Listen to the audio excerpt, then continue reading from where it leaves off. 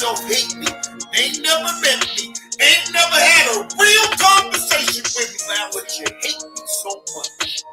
And I love it. Because guess what? I don't know me. Fuck about your motherfucking hate. You don't know me in real time. You only know the persona that what I portray on YouTube. You don't know me in real life, and I don't know you in real life. I will never disrespect you and call you out your name. And I never did. But everybody else does, and you accept that. I don't disrespect you. I get loud. So fucking what? You lousy motherfucker. So, you lousy motherfucker. I'm not no quiet spoken individual. I get loud from time to time. That's me. I don't mean no disrespect because I also know how to talk with these lousy motherfuckers. I also know how to temper myself down. But what I don't allow in my spirit is bullshit. Lousy motherfucker. That's what I don't tolerate. I don't tolerate no bullshit from any motherfucker on this app. If you're on bullshit, I'm calling it out. Fuck about you got lousy motherfuckers. You know why? Because if I do some fuck shit, you can call me out. You think I got time to worry about my emotions and my feelings? Especially if I did wrong. You lousy motherfucker.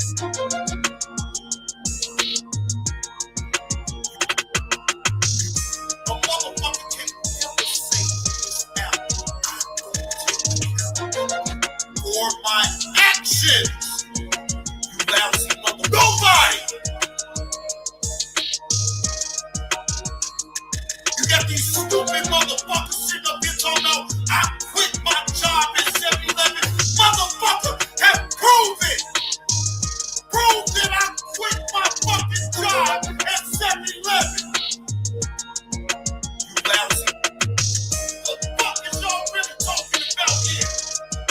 You lousy motherfucker. And so what? If I did quit my motherfucking job and I want to go on in, that's my motherfucking business.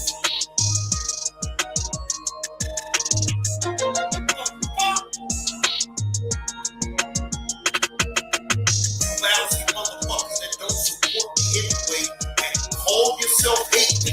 Ain't never met me, ain't never had a real conversation with me, but you hate me so much. And I love it. Because guess what? I don't give a fuck about your motherfucking hate. You lousy motherfuckers that think I give a fuck about any one of you lousy that sit up here and talk lousy motherfuckers. Lousy motherfuckers. Keep talking, motherfuckers. Keep talking. As expected, once again, ladies and gentlemen, good morning to some, good afternoon to all, good afternoon to some as well. Welcome to the show. I am your host with the most, JB2 Reactions, bringing y'all this Tuesday afternoon, morning, wherever you want to call it, show, and bringing y'all some content, right? And, well, hello, lovelies. How are you? Hope all is truly well. What up with it, Teddy Grams? Now, I'm going to address the elephant in the room real quick, right?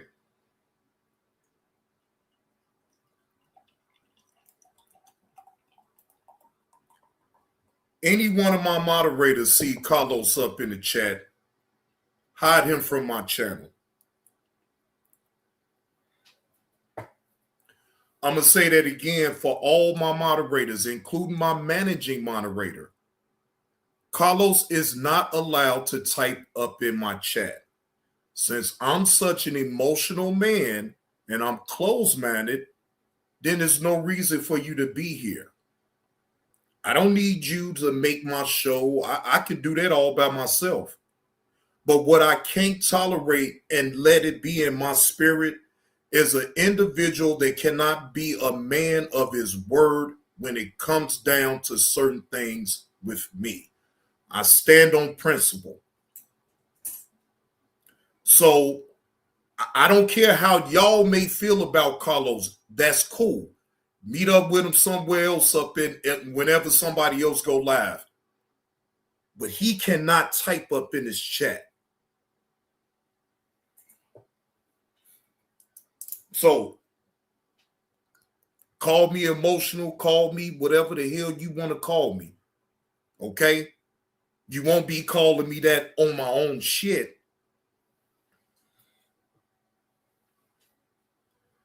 Again, I'm not putting nothing off on nobody else. Y'all don't have to have no outrage about what I'm talking about.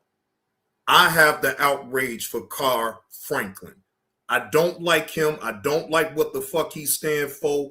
And guess what? If we was in person, he would never tell me that I'm emotional in real life, because guess what, ladies and gentlemen? It would be a different outcome. You feel so comfortable just saying whatever the fuck you want to say on the internet, and you think it's supposed to be excused. No. I don't excuse your behavior. I don't excuse you not being a fucking man at all towards a bet that we both agreed on. I can't do it in sound man. I don't even want to talk to you. It ain't nothing that you can teach me. Nothing. Why the fuck would I want to learn from an individual that can't even be a man of his word on a bet? Like, I don't want to learn shit from you. I don't want to learn shit from you. If you want to have a conversation with me, then you hit the link. That's how we do it. All that going back and forth in the chat, man, I'm not doing that shit. Now, moderators, he's in the chat right now. Which one of my moderators is going to hide him from the channel? Which one of my moderators is going to hide him from my channel? Put aside that you like him. Put aside all that shit. I don't want him in the chat. Why is he over here listening to an emotional man? Why?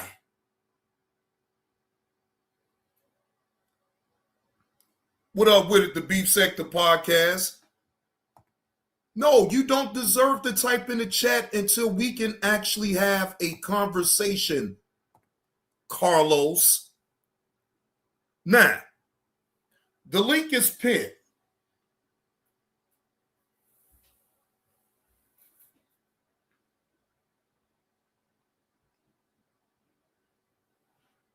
What up with it, Uncle L? The link is pinned.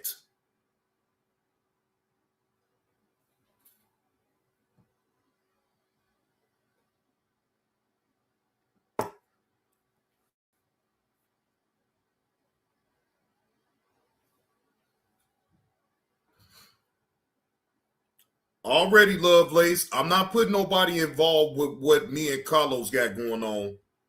But all that talking in the chat and you going back and forth, be a fucking man. Hit the link. You asked for the link. I posted the link up.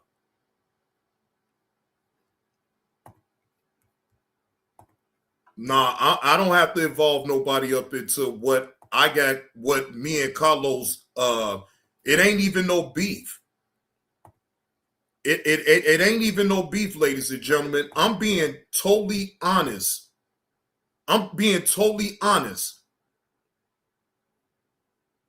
He want to sit up here and make sports bets with other people on here and acting like he's so honorable. No, you're not honorable, sir. You're not honorable at all. Let me digress off of that shit until he actually hit the link.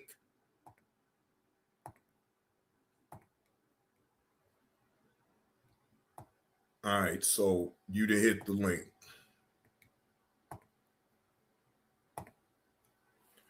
What up? You on stage? What's up?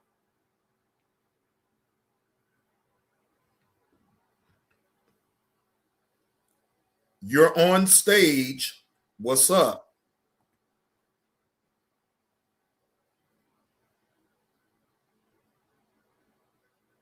So we gonna have this awkward silence going on here. What's going on? What do you have to say? You're on the stage, so I don't understand why you're being quiet now.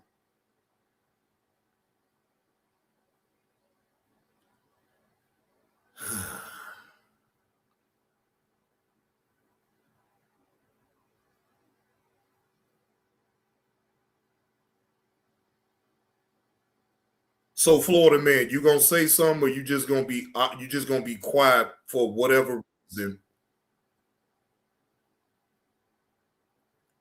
Wait a minute, I done added you to the stage. Yeah, something must be going on with my phone, bro. Like, Oh, I'm about to say because I added you already. I must have been this something different now.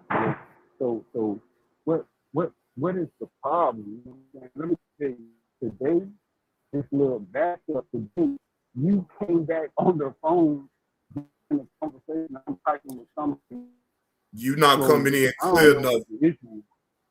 Florida man, you not coming in clear because I can barely hear you. I can barely hear you, bro. I can barely hear you. Can you hear now? My other little headphones at work, you know what I'm saying? I ain't really got no good headphones. You can't hear nothing on these? That's what I'm saying. Like your volume is low, so I can barely. You breaking up. Even the chat saying it. You breaking up. Oh, that's these headphones. I ain't really got no headphones at work. That's the problem. I'm obviously working. Well, yeah, I can tell from the background you at work. Just a little bad reception. Oh shit! You in the matrix? You in the matrix? You in the matrix? Yeah. Just I'll be live for a minute. Just come back. The link is back to the chat. I'm gonna try to take the headphones off and see if it'll work without the headphones. All right, but then I'm gonna get that background noise then. Let me see. Hold on. Give me 1 second. Let me see if it's back.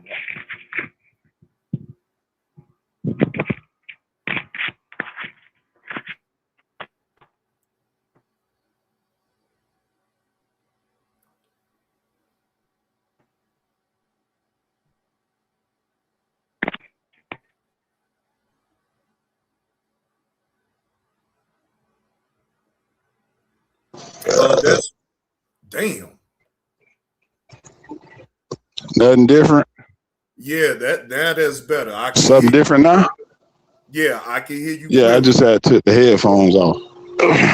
yeah, my bad.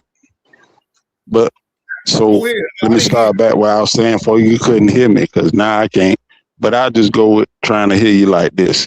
I'm saying when you came back on the phone today, sir, you jumped in a conversation and ran with something that wasn't even intended to you. I'm typing in the chat at the blurred or whatever. We were speaking on the Umar Johnson stuff. Then you comes back and inserted yourself in something you ain't had nothing to do with. That's the problem. But otherwise, like going on, bro, you just, and what I was saying by proving my point, you took something that ain't had nothing to do with you and got emotionally invested and just start blaming going off. But that's how you feel. So I get it. I don't have no problem with that. But you made something out of nothing. That's the truth, cuz you really made something out of nothing today. But I don't have no problem not coming to your little chat or whatever. It's not a big deal. But you took something that ain't had nothing to do with you and ran with it. So, and you've been popping off with the disparaging remarks at none of these times for these last few weeks. I ain't never disparaged you. I'm just not going to do that because it ain't going to get nobody nowhere. You there, I'm here. You're not coming here and I'm not coming there. So I'm not going to disparage you or call you out your name. None of that stupid stuff because that don't matter. What did I call you? Nigga, I've been fuck nigga this and fuck nigga that and punk and all that shit. You been saying the little slick shit, and I just ain't returned none of that to you. I have not done none of that to you. Yes, you have, bro. Yes. No, I didn't call you out your name, cuz let's be honest now. Come on now. You stand on honesty. I have not at one time called you. Or I come see you. Which one you want? The fuck you talking about, bro? I don't play them type of games with people. If I make a bet with somebody, I expect them to honor it, bro. I don't give a damn about no bet, but I ain't calling you no fuck nigga and none of that shit. I don't care how mad you is. Mad over $5? Man, get out of here. Come on, dog. You really need them $5 then. Give you $20 if it was a 25 bet, and you not gonna say nothing, bro. And again, I tried you and told you, show the bet was made for the comments, not for no panel. I can put a video up that you got on the panel. It's no video. The bet was $20 from the chat. So you don't understand the principle. Then my smart comment was, you should have been happy you got them $20. So, man, be mad about $5. So if you gonna hold all this by $5, keep it, bro. So you're gonna ignore the fact that it's the see. Look at the puss ass nigga, and I'm gonna keep disparaging you every chance I get. Like I said, you can't type up in my chat, bro, and I stand on what I said. If you can't understand it was the principle of the whole thing, then I don't know what else to even talk about with you. You came up here for nothing. All right. Now, shout out to the Art of Dialogue. This is not in my own content. The Art of Dialogue had a interview with Dr. Umar, and he gives his take on Venus Williams' interracial marriage. Fair use allows me to critique and give my commentary on said video. Again, shout out to the Art of Dialogue.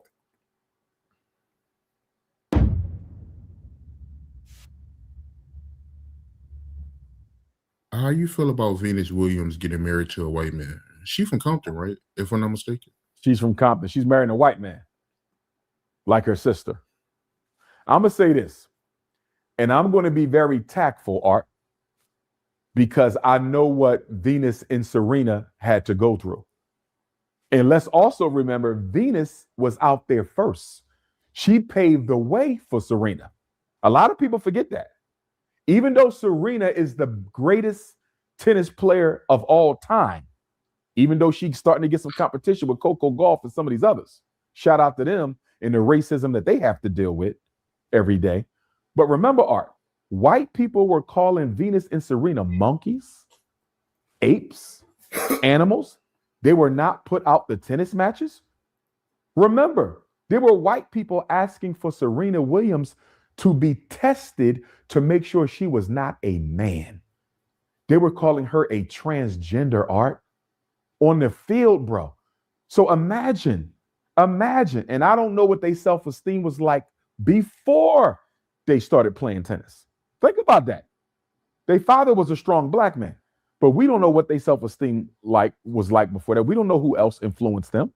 So you got these two young black women, trailblazers, kicking ass all over the tennis world, being disrespected about their hair, their body, their beautiful chocolate skin, their lips, their nose, their buttocks.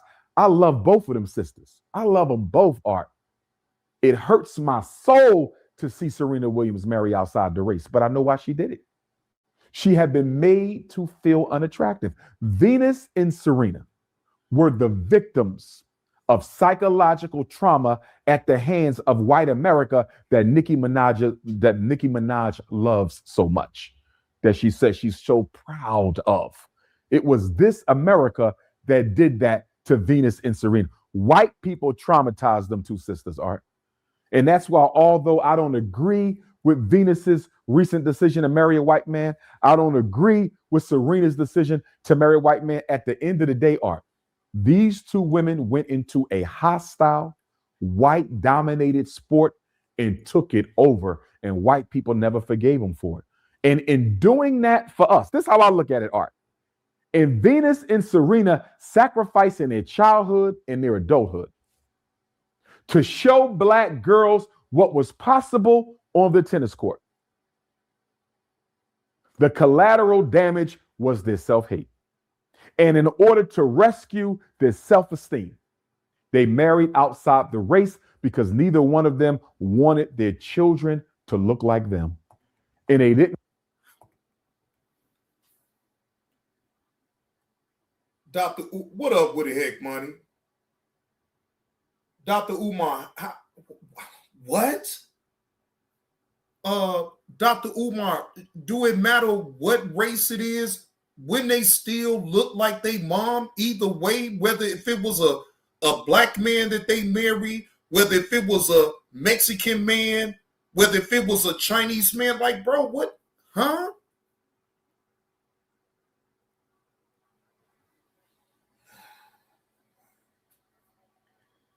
Yeah, I guess.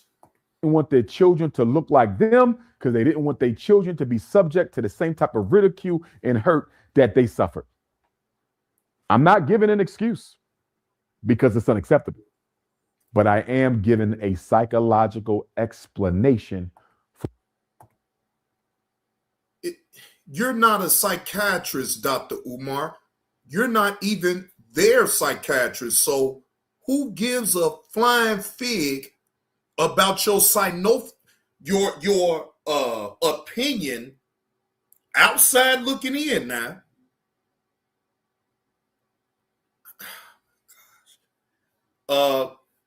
Tanya, your guess is as good as mine's what type of drug he on, because I don't even know. I don't know. For Venus and Serena's behavior. If I saw them walking down the street, Art, I give them both a hug because I love what they did for black girls and black women. I love them sisters. I would hug them if I saw them tomorrow, but I would still tell them, I'm still disappointed at you for bunny hopping. No ice. Who the fuck cares about your disappointment in their own personal decision in their own life? Bro, who do you think you is? Shouldn't you be worried about this investigation of you mishandling funds from the donors that donated to you for the school? Shouldn't you be worried about that type of shit than to be talking about how disappointed you is in individuals that you have never met? You never had a conversation with these women, but you want to get on the online and talk about how disappointed you is on their personal shit. No, Tanya, I'm running the show. That link was for Carlos. It's over with now. So, no, I don't want anybody up here on the panel with me right now. No rice, no spice, no sand, and no salsa. And I saw where you said that it was 4 women in your inner circle that you feel like the government sent to get information from you. Can you speak on that? Well, yeah.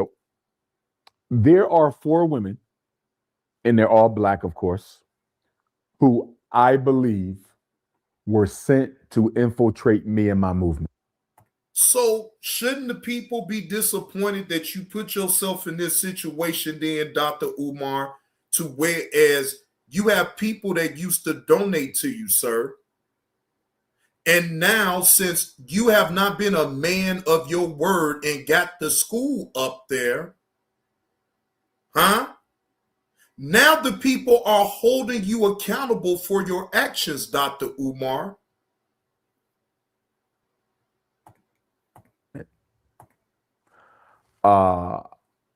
Two of them, I would swear on it. The other 2, I'm fairly certain, but not exact. But yes, because you got to remember, Art, they watch all of us. COINTELPRO is not over. It just changed name. They watch all of us. And I know they watch me because I'm the most popular black personality, conscious scholar, activist, organizer in this country, and one of the most throughout the world. See how much Dr. Umar makes himself out to be so important. Do you see this, ladies and gentlemen? You are all these things, though, Dr. Umar, but you yet to get that school up.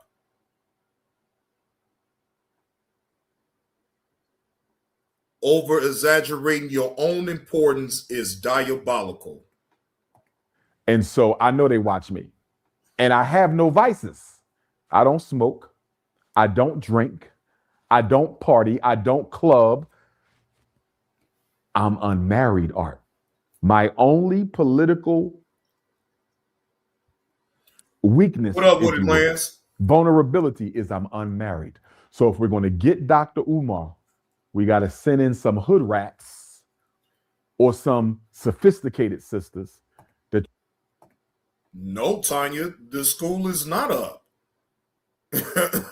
No, I don't know where you thought that then, Tanya, but no, the school is not up. The school is still currently being worked on per Dr. Umar Johnson. So no, that school ain't up. Try to weave their way into his confidence and bring him down. And I've had my bouts with that, okay? Women who try to weave their way in and try to tear me down. But I'm still standing because I got a job to do for the end. Hey, hey, Heck Money, I may.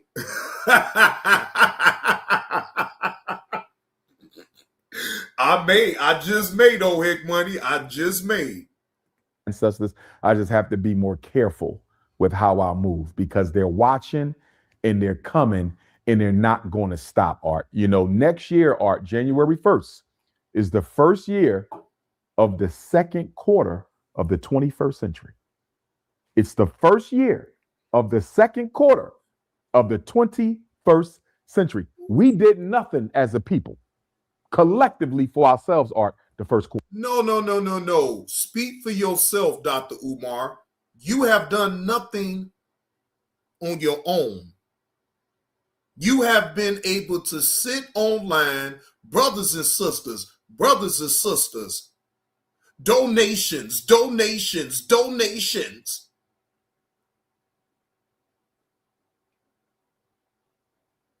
I dare you, Dr. Umar, at this point to get online and ask people for any donations for that school. I dare you. From the year 2000 to the year 2020, the first quarter of the 21st century, what have Black people achieved? I ain't see a hospital. I ain't see a supermarket. I ain't see a real bank. And I ain't see a real independent school yet in 25 years. Wait, just like we ain't seen no school that you were supposed to have built for the last 10 years.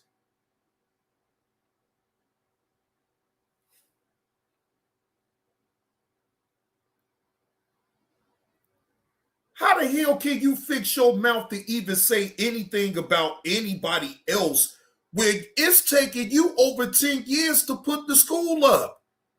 You keep giving people fake promises. Oh, well, the school gonna be up here. Oh, well, I'm sorry, ladies and gentlemen. They said some other things that came up and we gotta tighten it up. But I need you guys' donations. Oh my gosh. I don't see no manufacturing. I don't see no distribution. I don't see no community defense. We do have our defense organizations, but I haven't seen them come together yet and create a national system for community patrol. There's a lot we need to do, Art, that we better do. And if we don't do it, I'm not sure if we survive the second quarter of the 21st century. When 2051 rolls around, especially we keep on getting people like Candace Owens and Nicki Minaj, jumping ship for what they think they can get from the power structure. This is going to be a hard 25 years, Art. This 25-year period that begins on January the 1st of 2026 until January the 1st of 2050, this is probably the most critical 25 years in Black America since 1850 to 1875. And that's the period of abolition to Reconstruction. This is as critical as that. If we don't survive this, we will be a permanent underclass going into the third quarter of this century. I never got to ask you, how you feel about that situation with Chauncey Billups? Oh my gosh. That NBA gambling investigation is a cold scam, Art. And I personally believe that Chauncey Billups is being framed. I think there's way more white folks involved than ever could be black, but they're not going to expose it. And I think the reason why they did this was for threefold. Number one, Art, there's gambling. There's illegal gambling in the NBA and the NFL. It's done by the owners. It's done by the coaches. It's done by the front offices. It's done by the execs. Everybody gambles, but they're not going to do nothing about it. So to give the appearance to the public, Art, that they're cracking down on gambling, they decided to do what?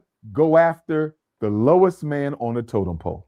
To make the world think we don't know that there's illegal gambling going on in our sport, let's go frame and arrest, charge, convict, and destroy the lives of a couple black coaches and a couple black players. That's what this was, Art. A couple brothers gambling, doing what they do. The mafia have been doing it for years. They still run gambling. The sports teams run gambling. Everybody gambles, Art, not just black players. Where the white folks at? And remember, Art, when the FBI brought the indictment, they also said the Italian mafia. Why haven't we seen no mafia people arrested? Why haven't we seen any mafia faces on the news? Why haven't we heard? Yeah, Dr. Umar can't lie and say that we haven't. I've seen that video, Lance, of Dr. Umar actually gambling at the casino. And Dr. Umar, you do smoke. We just saw you smoke. I just saw you on video smoking a cigar.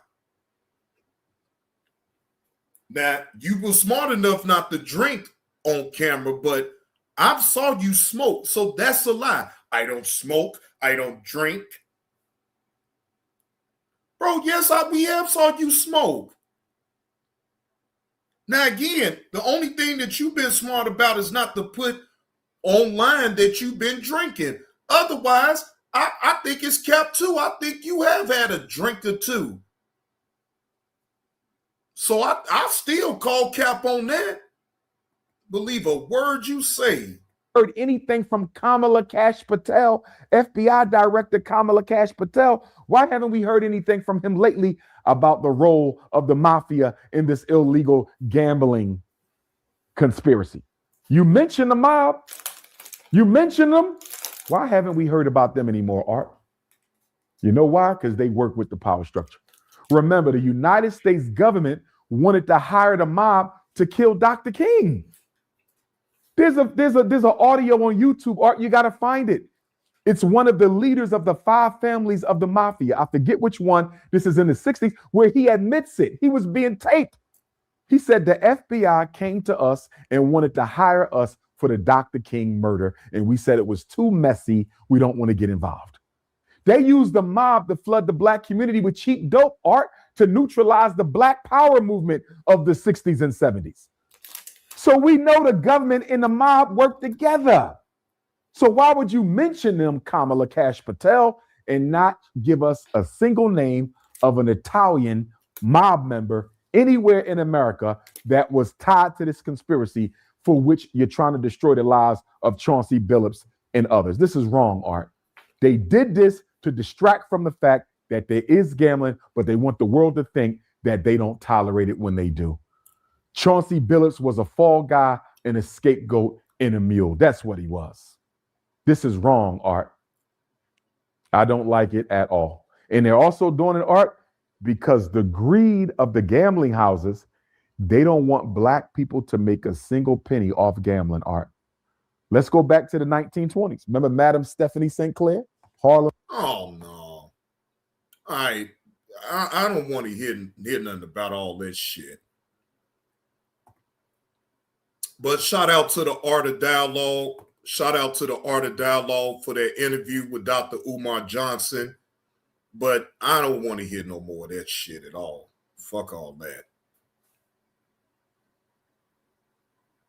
All right. So let's move on to the body cam footage.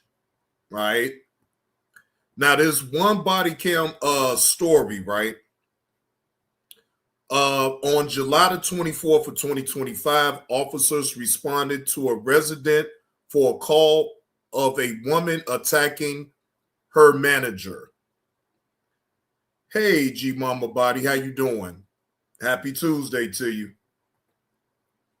On July 24th, 2025, police responded to a residence for a call of a woman attacking the manager at her former place of employment. Dara? Yes, sir. Hey, what happened over here? Dollar General. What happened back there at the Dollar General? She told me I couldn't come in the store and I left. Okay, but you ran into her car though. I ain't running to her car. Do you see the back of my car? I ain't touched the back of her car. I just got this new car. Why would I be damaging my car running into the back of her car? Well, I'm not saying that it was intentional, No, but you did run into the back of her car. I didn't. There's not a flaw on the back of my vehicle, and Okay. I just got my vehicle. I don't know. I didn't run my car. So I don't know where you hit at, I but didn't hit her anywhere. you're sir. the one that's pointing out the back of the vehicle, so I'm assuming you ran into the back of her car. Is that, No, I didn't hit what back the of her crease car. is there? This car is new, sir. I didn't hit the back of this Oh, car. wait. I have a camera on the back of my car. I just got my car not even a whole 2 weeks ago. Come I on, didn't this hit is the back of her Illinois. car. She fired me yesterday because she's not fit to be a manager. She don't know how to treat the workers there, and that's all it is to it. Oh, this is in Illinois, ladies and gentlemen. Now it looks like most definitely she could. They in the suburbs somewhere. I'm trying to figure out by looking at the squad car to see what suburb they in. But this is in Illinois right here. So she's trying to start shit. I went up there this morning to try to get almond milk and cereal for my kids before their dad leaves and goes to work. Okay. And she told me I couldn't come into the store. And that was that. And I left. I did not hit her car. I don't have any reason to hit her car. That's not going to get me anywhere but having my car damaged. Well, like I said, I don't believe that it was intentional. I have no I idea. didn't hit her car at all, sir, whether it was intentional or not. Okay. Okay. Well, the other officers are down there right now speaking with her and checking out the car. That's fine. They can do whatever they have to do. Huh? I said that's fine. They can do whatever they have to do, sir. I did not hit her car with this car. Do you have your driver's license on you? And I have kids to tend to. So I don't have all day for this. Okay. Where's If I'm guessing right, ladies and gentlemen, I think that this is all happening in DuPage County. I believe, now I'm not sure, but I believe that this is in Glendale Heights. I could be wrong about this, but this is most definitely looking like this is in Glendale Heights, and that's the Glendale Heights police getting her on whatever she did as far as hitting the manager's car, whatever the case may be. We gonna see how this all unfolds. But if I think I'm right about where she at and where this is taking place at, I think this is in Glendale Heights. where's Dad? Where's their father? Is it Dara? Is that how you Yeah, say aren't her you name? an officer that I was talking to about that one black lady you had that homeless lady pulled over in front of Walmart that day? No, was that you? The That's all? sheriff? Yes, sir. Okay. That was me. That Okay. was me. I don't have time for this. She fired me because she's a weirdo, Okay. and that's all it is too. I have no tickets. I don't have no warrants. I don't have any of that stuff. I don't have all day for this. Okay. Well, the other officer's going to come and speak with you. He's done down there, and he's going to come up here and finish off the other half of it because he was speaking with her. And then, Dara. I'm just gonna sit right here in the car because it's hot. Okay.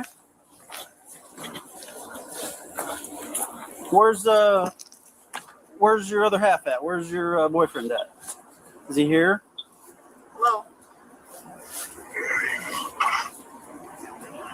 They took my son in their car. I didn't hit that bitch car. He's coming up here, Bert. The bitch need to find her something to do. She need to find something to do. Is what the need to do. I was just a broke ass up there. Now she talking about I hit her car. Why would a broke ass your car? She talking about I'm a broke ass. I can barely pay for it. So why the would I be hitting your goddamn car with it? Well, like I said, Come on, maybe it man. was unintentional. It wasn't. Nothing was intentional. I don't see how anything was intentional if it never happened, As sir. in it was an accident. I don't see how anything was intentional or unintentional if it Okay. never took place. Okay. All right. Well, like I said, I wasn't there. So Hey, the other if you officer, weren't there, the other officer's then you coming up. can't be arguing me saying that something was But I'm intentional. not or arguing unintentional with you, though. If it did or didn't happen, But sir. I'm not arguing with you. Am I? She's a weird ass. I told her I was pregnant when I started the goddamn job. I'm about 13 weeks. I'm not doing this shit with the police. I can go get the paper up there if you need to see that I'm pregnant. I'm not doing that. I'm not doing none of that. Oh, she's setting it up, ladies and gentlemen. I'm pregnant. I can't be dealing with the police. I want to see the video footage of you actually hitting the manager. That's all I want to see, because could the manager be lying on you and saying that you hit their vehicle and you really didn't? Yeah. So I would like to see video footage of this incident of you actually hitting it. That's it. But if she does then Lovelace DNA, she wrong as fuck. No, it's nothing about that. Like I said, the other officers, since they talked with her and have all that information, looked at her vehicle, all that stuff, they're going to come up here and have a conversation with you since they've got that side of the story. Okay? So we're just hanging out, waiting for them. They're not going to be long because they're on their way up here, and it's not that far away. All right, so what happened today? I went up there to get cereal and milk for my kids, and she told me I couldn't be in the store, and I left. Okay, so what happened between her telling you you couldn't be there and you actually leaving? She tried to take a picture of my car. Okay. And I told her, don't take a picture of my car, and we started arguing. Okay, and then so you guys started arguing. What happened then? And then I left. Okay, so did you run into her car? No, Okay, so you didn't back up into her car? no. Okay, so after you left the parking lot the first time and came back, what happened the second time you came back? She asked me mean things to her, and I left. Okay, so how many times did you leave and come back? I put on in the parking lot twice. Twice? Okay, so why did you come back the second time? And I was upset. Okay, so I didn't hit her car, though. okay, so the whole hitting the car thing, I've seen there's like a bit of a scratch on the back bumper there, but there's really no damage to her car, so all that's not like a huge deal. But the biggest thing is like when you came back on the lot and you saw her on the parking lot, like, did you try to like drive towards her? No, Okay, so you didn't intentionally try to run her over with your car? no. Okay, so Now, let's go over this part real quick, right? The police wouldn't have been there unless they got video proof of her actually doing this, ladies and gentlemen. The police don't get involved in no little minor little fender bender, right? She calls the insurance people. The person that was involved with the accident called the insurance people. That's it. But when it has something to do with you're trying to assault a person with your vehicle and they got you on camera now, the police ain't there. If they ain't got her on camera doing it, then the police ain't there. It's her word against hers. And 9 times out of 10, the police don't go off of that. They have to go off of video evidence to show that she actually tried to hit her former manager. I was doing, I just was reversing back to say something to her. okay, And that's it. I wasn't trying to hit her, didn't hit her car. Like I told him when he first got here, she fired me yesterday for something petty. And I was supposed to be the assistant manager there. I haven't even been working there for. Oh, now it's coming out. So you upset with your manager because you didn't get the position that you thought that you deserved. So instead of you letting it go, you got into your emotions. I'm starting to see what's going on now. 2 weeks, and she just decided to fire me because I told her I wasn't cleaning a shitty toilet that hasn't been cleaned since I started. She's just, as the manager, she just was doing a lot of intentional things because. Wait, hold on. You don't want to clean a shitty toilet, and because it's been like that since day one, that means that you're not supposed to do your job. Oh, okay. She was in the position to, and it's just all frustrating because all I'm trying to do is provide for my family. Sure. So yes, I do have that frustration of being fired especially when I didn't do anything, especially when I was just communicating with her to ask her what my roles were as an assistant manager. Okay. So that's where all my frustration is coming from.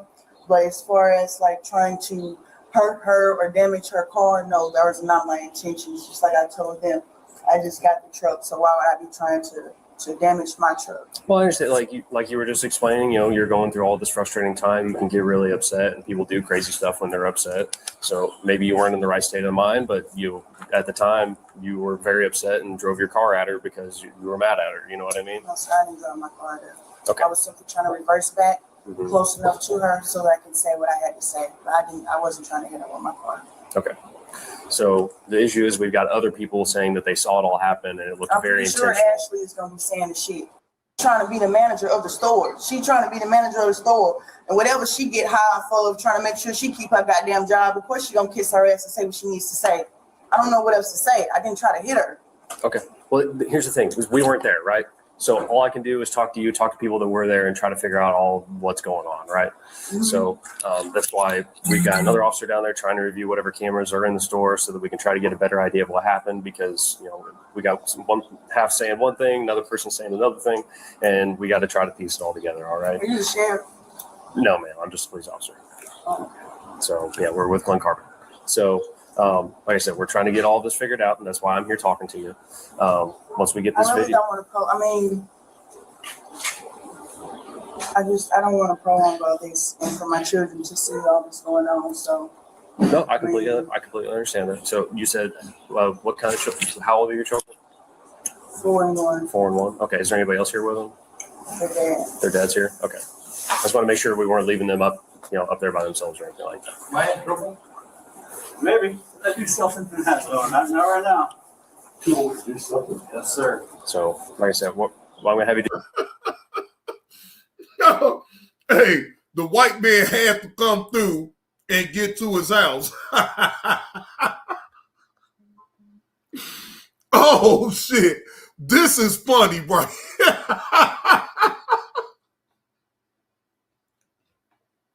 Hey, white man, you on camera. If you want, you can have a seat or something. We're just going to hang out for a minute. Unfortunately, I can't let you leave. But, Miss Davis, come on back. Right here, sir. In the sun? Don't say, you can just have a seat. I mean, I don't need my neighbors on my business either. Okay, well, I understand that. But well, it's too late for that. What up with it, Egan? Happy Tuesday to you, bro. Well, it's too late for that. That white man gonna spread the news on you.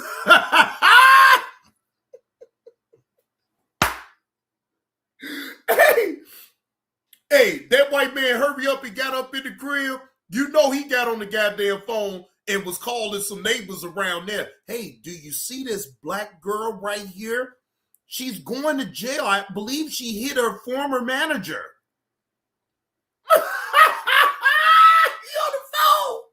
He on the phone calling all the neighbors that he know over there. Boy, they be finding out. I'm telling you. Look, hey. They be finding out. And them older people, goddamn well, they getting on the phone calling somebody to tell them about this shit.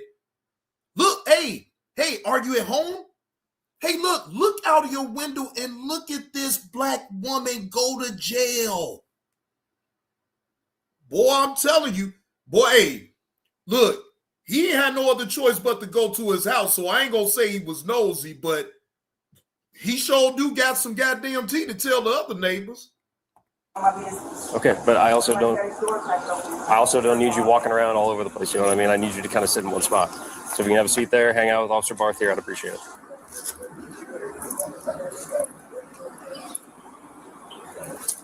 Man, they put the cuffs on them. Get this knocked out and get you back, okay? Can I give my keys to my mom and they have to get my kids cereal and milk. Yeah, in your purse. Hey, you're locking up her purse. Nope. I'll keep it up front with me, okay? No, I just need to see what Keep it front. If you hold it, then you'll be making phone calls. Can't let you make phone calls while you're under arrest. All right, we're gonna go to. But once we get to the police department, you can make any kind of calls you want there. You just got to do it on our phone. Dara, Hey, Dara, just relax. Hey, are we not being polite with you and respectful? Wait. Oh shit. I need to. Oh.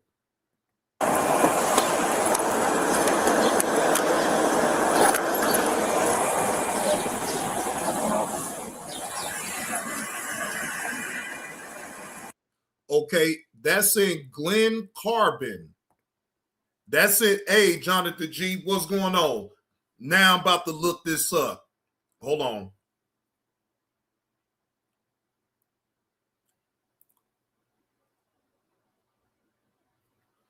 Hold on. I'm about to look this up right now.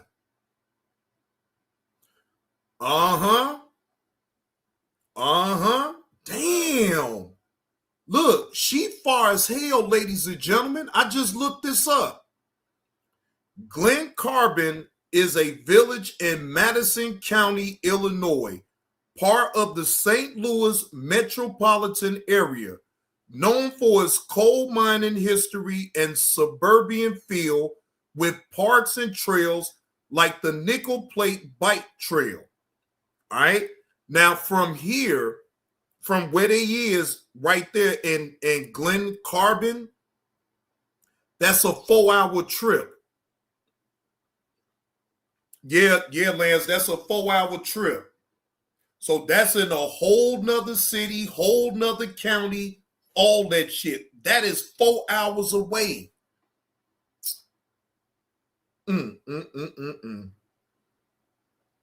4 hours and 2 minutes away from where I'm from. I'm in Hillside. I'm in Hillside, Illinois. So that sounds like, okay, because on the map, what up with it, the T to 1? Yeah, she far as shit. God damn. Yeah, she far as hell. Yeah, she far as hell. 4 hours from me? Shit. Look, when you out there in them type of cities, right, especially here in Illinois, they already don't get a lot of action up in those city suburbs, so to speak, right? You can't be out there reckless. They already don't have nothing to do. The police department on out there already don't have nothing to do, ladies and gentlemen. They don't have nothing to do. So just imagine if you do some dumb shit like what she did, they wouldn't have put the cups on her if they wasn't able to see the video footage.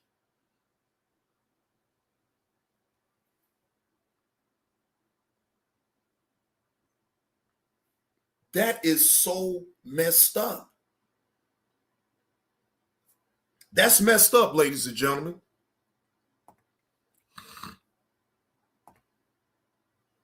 I mean, I hope she recovered from off of what she did, but man, look, that's some bullshit right there. All right, we're going to move on. We're going to move on to now we're going to laugh a little bit. Osinko, now DJ Vlad had a conversation with Osinko on his, I guess, so-called beef with Charleston White.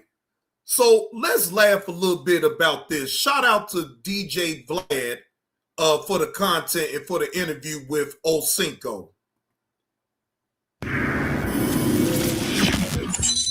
Fair use. This is not of my own content. Fair use allows me to give commentary on this interview DJ Vlad gives to Osinko. All right. Okay, so let's see who else you're beefing with. Charleston White. What is this about? Now, me and Charleston do not have the best history. But that's my thing with Charleston White. He always He always try to like say things and then backtrack and try to outsmart somebody and maneuver his words. He just can't do it with me. He talked about my son passing away, made it funny. He thought it was going to affect me. It's so crazy. He was talking about my son passing away, making fun of it. And then he said my son was a handsome, but the picture he put up thinking it was my son was actually Freeway son. I mean, so he made a mistake doing that, whatever. So I just been cleaning him out. I basically be laughing at him, talking about his eye. He's really insecure about his eye. He hate that eye. So when I get on that eye, he just want to break down. He said he's not messing with Sean Cotton no more. He's not doing say Cheese TV no more. You know, he's bigger than Breakfast Club, bigger than you, bigger than YouTube. I mean, he's just crashing out. The last interview he did with Say Cheese, he talked about me the whole interview. Oh, did he? Yes. Yes. Okay. He said you let this Oskino, this fast talking stuttering motherfucker, talk about me on his platform. So he told Sean Cotton that he was on my side and not his side. Like he wanted Sean Cotton to be more on his side, whatever. Like Cinco, that's exactly what Charleston White wanted. He wanted Sean to be an ally of old Charleston White. Charleston White wanted Sean to be his ally. And that if anybody goes on your platform and speak negative on my name, you supposed to shut that shit down, Sean. Sean wouldn't be where he is right now then, Charleston White, if he was doing dumb shit like that. You ain't nobody special, my nigga. And I'm glad that Sean Cotton did what the fuck he did. He ain't did nothing wrong. It's your own behavior of what you say on the internet that allows him to pick up the content and make views and monetary gain off of it, dummy. Think about this, Charleston White. While Sean Cotton is paying you $10,000 every time he does an interview with you, just imagine how much he's getting just for you being on there. You only getting a fraction of what Sean Cotton gets off of when you're coming on his show for him to interview you. Think about that, Charleston White. Sean Cotton is able to give you 10 racks every time you hit his platform and you give an interview, right? So how much do you actually think that Sean is getting off the play? You think he mad? Hell no, he ain't mad. Ladies and gentlemen, in order for Sean Cotton to be able to give Charleston White $10K every time he hit his platform, you better know Sean Cotton is checking the fucking bag off of it either way. So basically, just was crying. I mean, acting like a little kid. Well, I mean, I will say this, and this is me speaking completely objectively at this point. Charleston White owes everything to Sean Cotton. Everything. And Say Cheese. Everything. Because I'll be honest. Woo! Even DJ Vlad says that Charleston White owes everything to Say Cheese. Hey, Charleston White. Hey, special needs person. How you think DJ Vlad was able to find out who you was?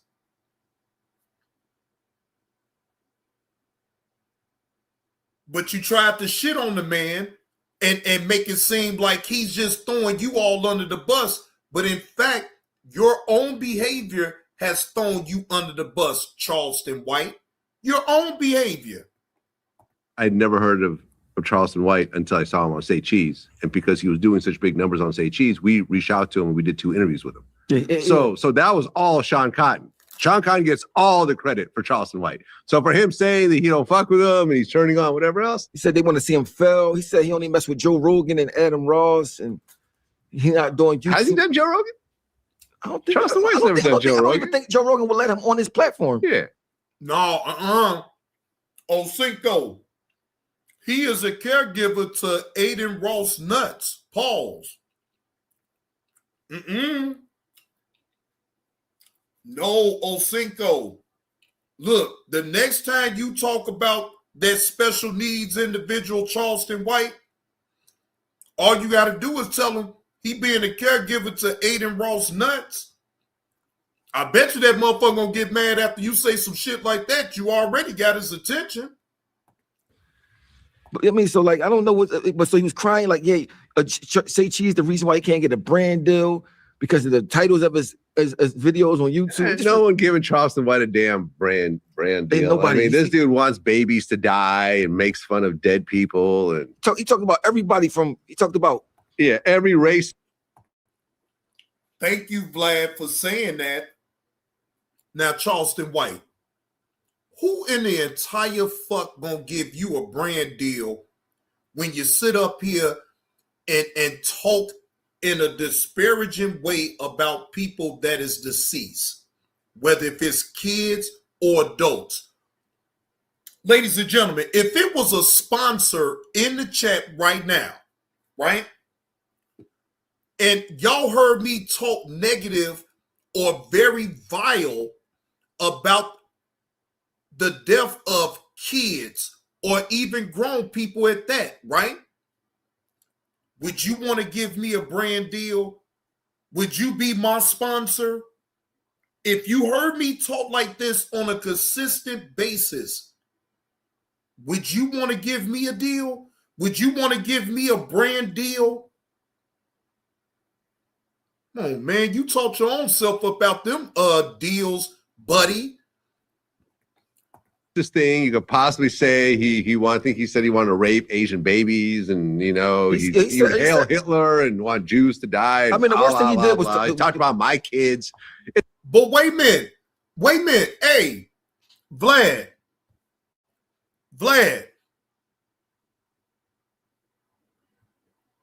He also tried to straighten it on up when we went over the video yesterday, Vlad.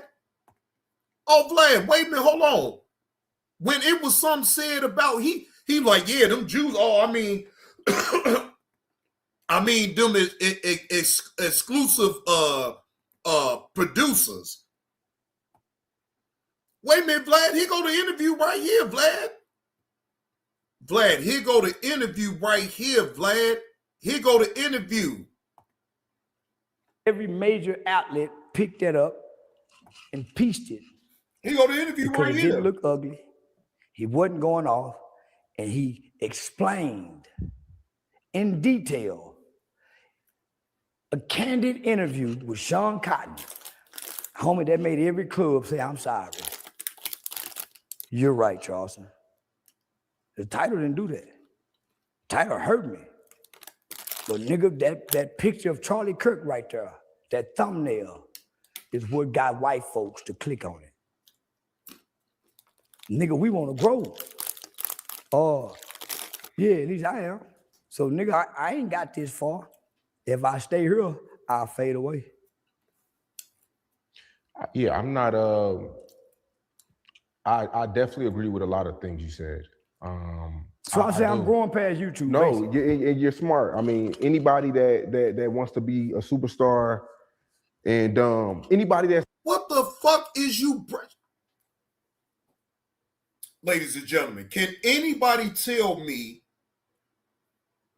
sir, we don't want to see you brushing that Beijing all through that bald spot. The bald spot is going to be there, sir. Look at the punk with the rhinestones on the jean outfit. Look at the special needs individual. Look at Charleston White with rhinestones on a jean outfit, ladies and gentlemen. At 48 years old, that shit is unheard of. The fuck?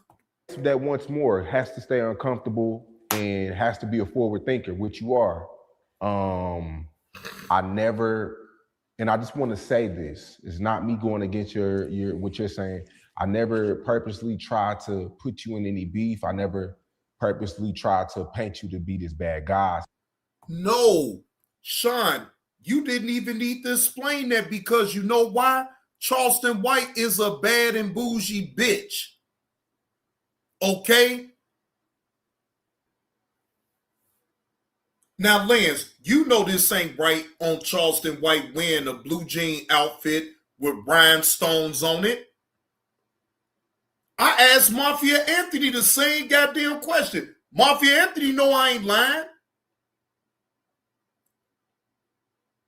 All Mafia Anthony could do is just laugh at what I said because he know damn well this old motherfucker here with a jean outfit with rhinestones on it.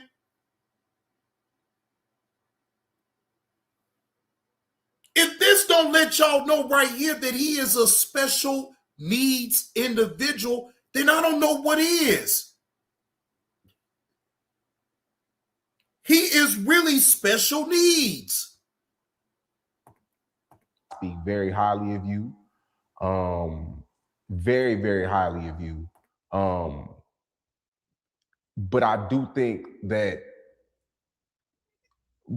I thought me and you came up with a formula, even from the latest of interviews, to where as though I'm thinking that you're okay with it because this was the place where you came to feed the streets, I per se. I'm not okay with anything. You know what I'm saying? So listen. If you want to have a deep convo, we can. No. Hold on.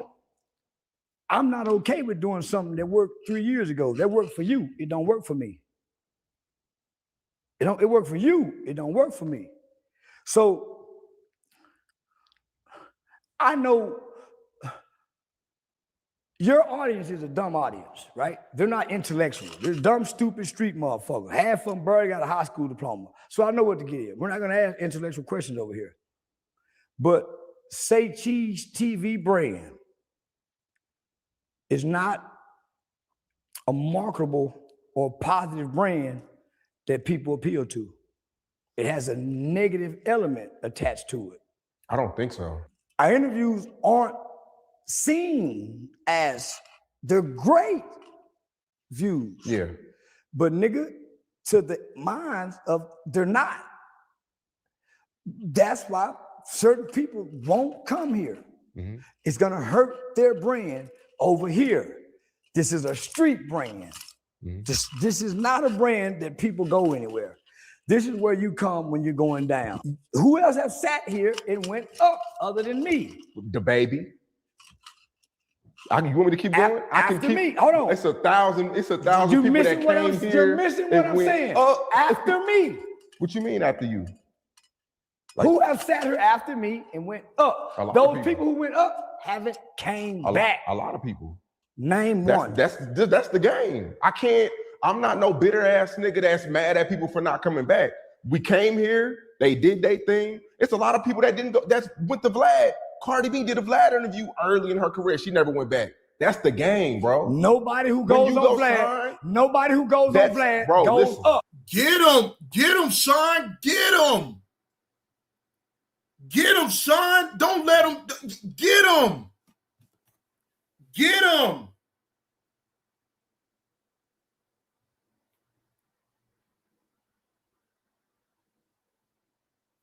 Get him, Sean.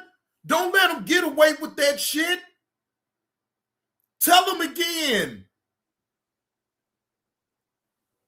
Oh, double talking son of a bitch. You was able to reap the benefits off of all of what the fuck Sean did for you.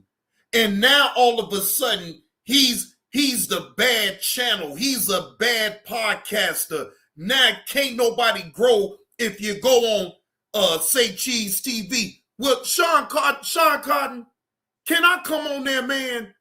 I don't give a damn about what no damn Charleston White's saying.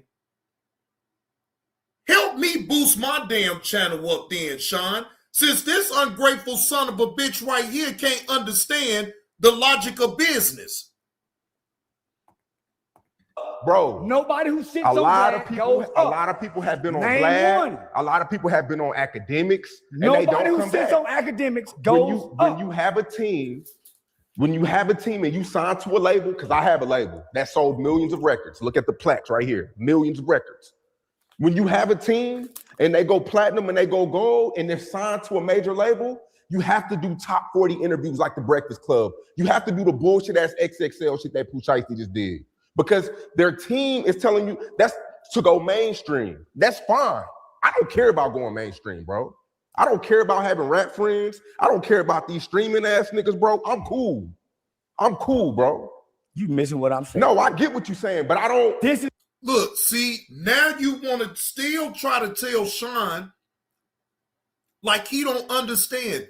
Charleston White, Say Cheese TV has been on here before you, bro.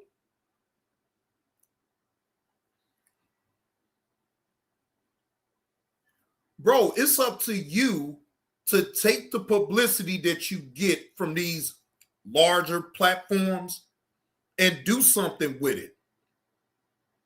That's not on Say Cheese TV with the shit that the type of content that you was putting out, Charleston White. Now, okay, fine. You may have slowed down on all the dumb shit that you used to do, but the damage is done, bro. The damage is done. So stop crying and stop trying to pass the buck off on Sean and making it seem like Say Cheese TV has just really tarnished your reputation online when that was you that tarnished your own reputation, sir. It's not a positive look for a guy that's looking for brand deal. This is a nigga that just need a check, is what I'm saying, right? That's fine. So nigga, if I go up, I come down. That's fine, bro. I go up, I come down. See what I'm saying? When you go up, you would come down if it's a benefit to the brand. Your team would say, hey, that's a great deal. But I'm saying, because of what's held over the head, whether it's true or not, when they look at the platform, it looks true.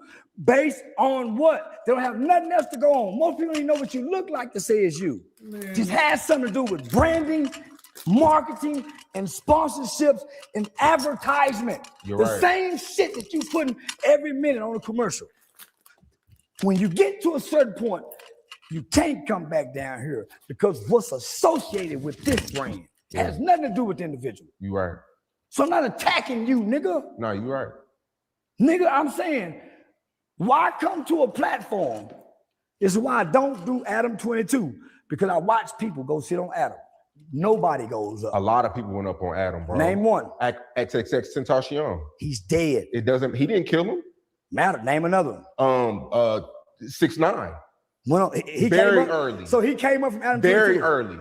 Dead. He ain't dead. Dead. 6ix9ine was this with you? Man, we talking black people, home. Right. See, look, you can't never take accountability. He was just with you, Charleston White. What the hell is you talking about?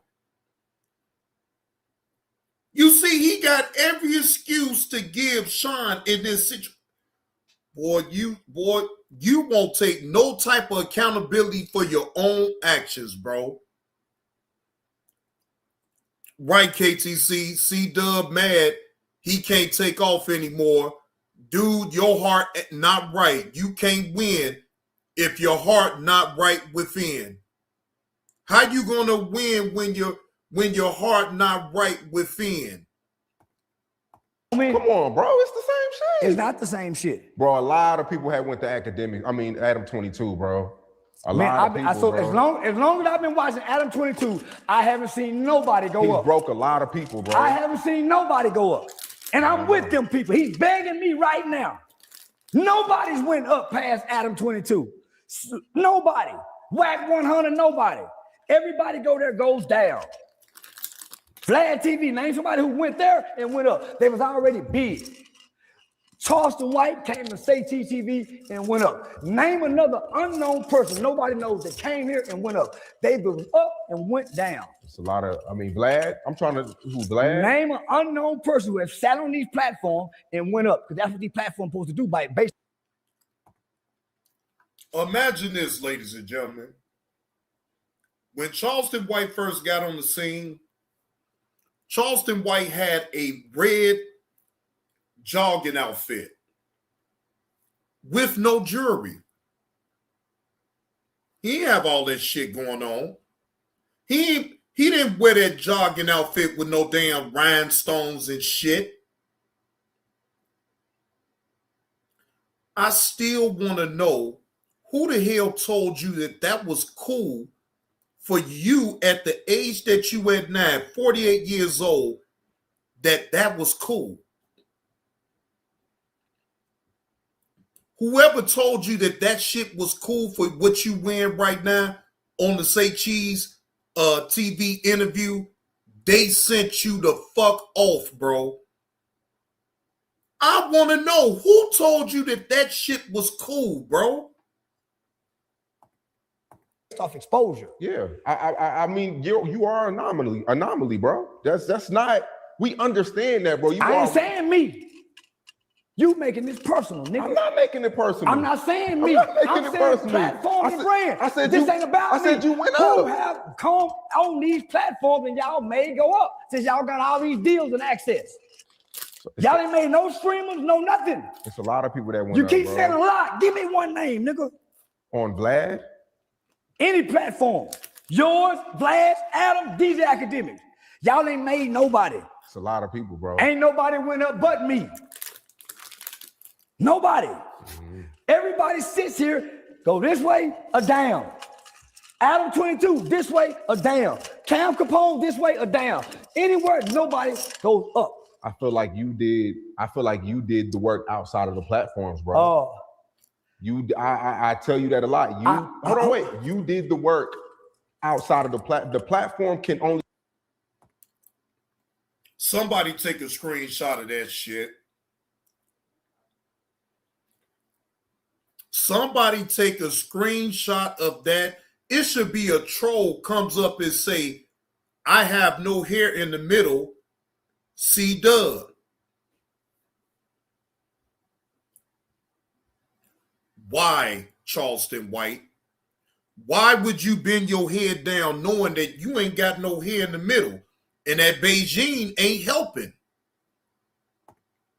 We can only plaster you on our channels and our social media outlets. You did the work outside of Say Cheese, bro. Yes, you did Say Cheese interviews that were polarizing, but Monday through Friday, you were doing the work, bro. This just is what it is, bro.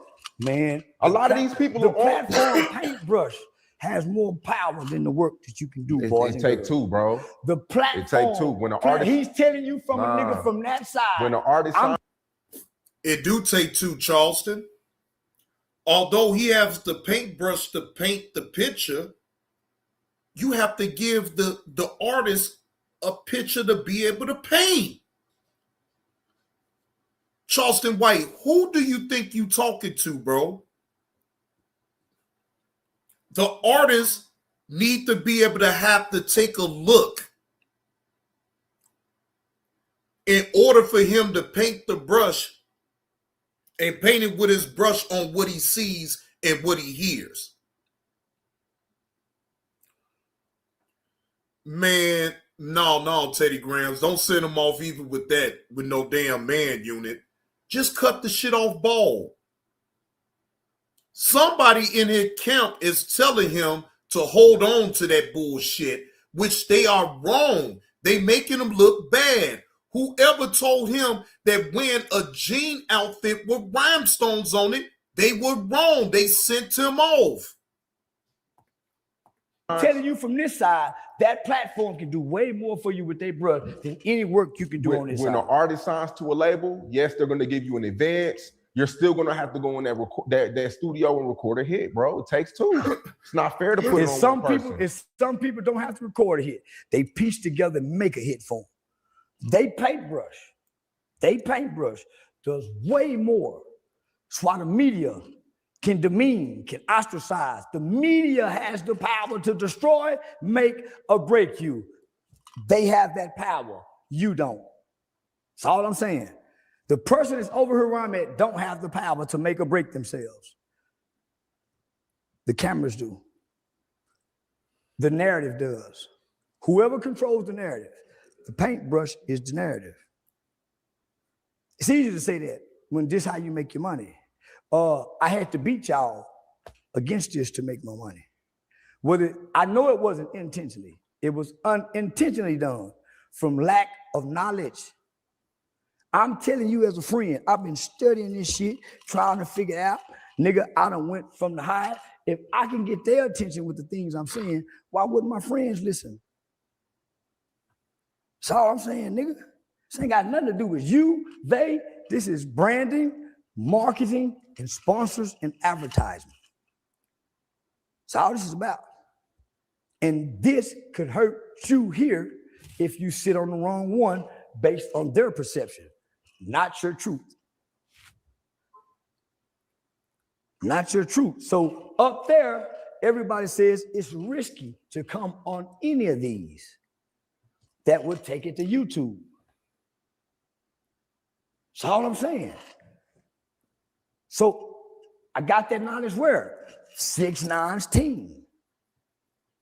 Micromanaging the platform. Strategically picking, we're not gonna go here. I tried to get him to come here. He wanted to come here. His team said no. No, I said no. His team said he wanted 6ix9ine wanted 20. Woo! Set him straight. Set him straight, Sean. I said no.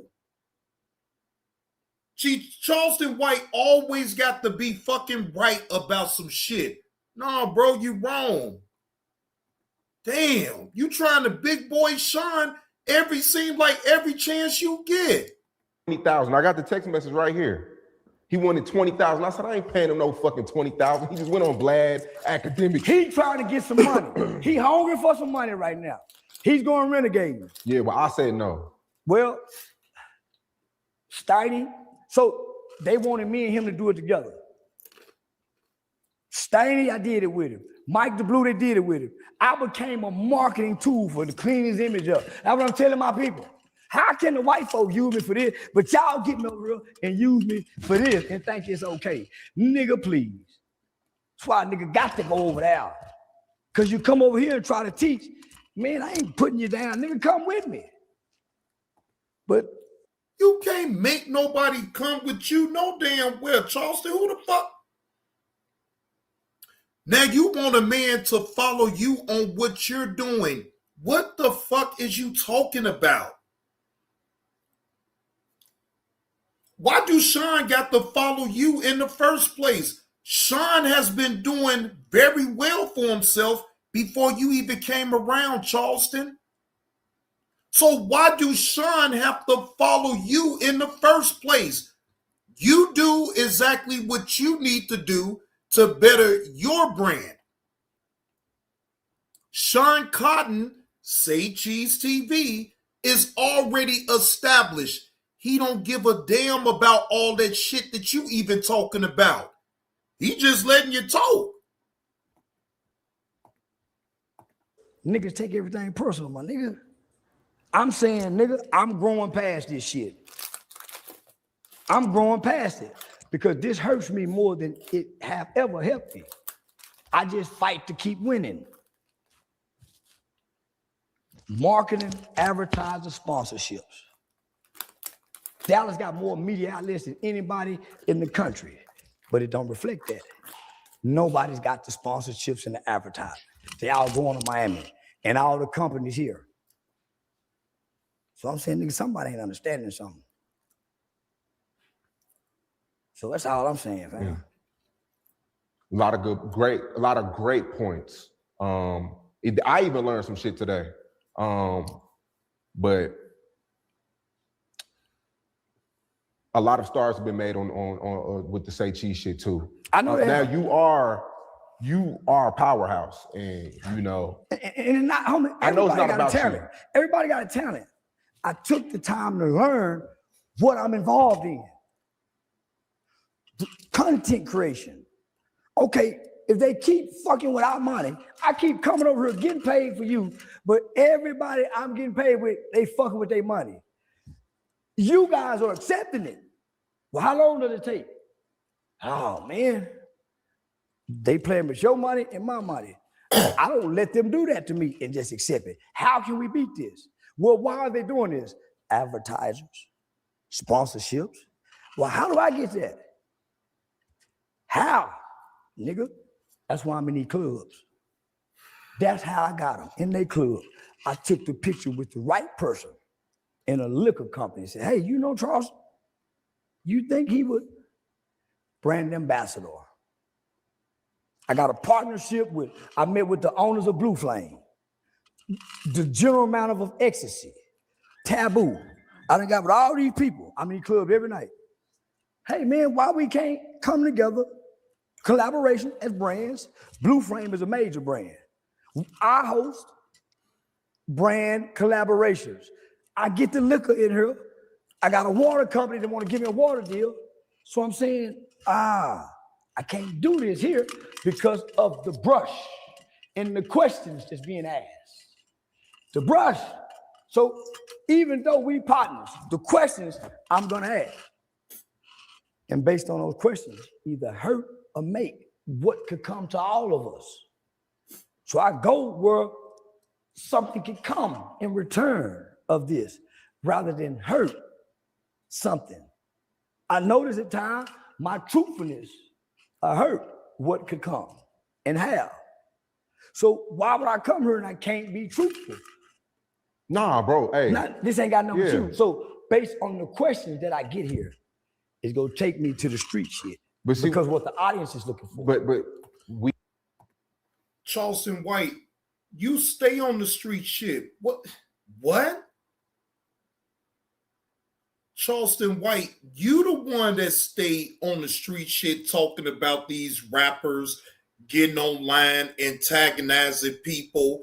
You finding out that they on some type of probation or parole, and you try to antagonize people so much so, to get them locked up. Bro, who you trying to call yourself looking like right now? Because this ain't the Charleston White that we all seen from the very beginning with all the jewelry, the rings on his hands and all this and that. Charleston, the money changed you, bro. And you not humble.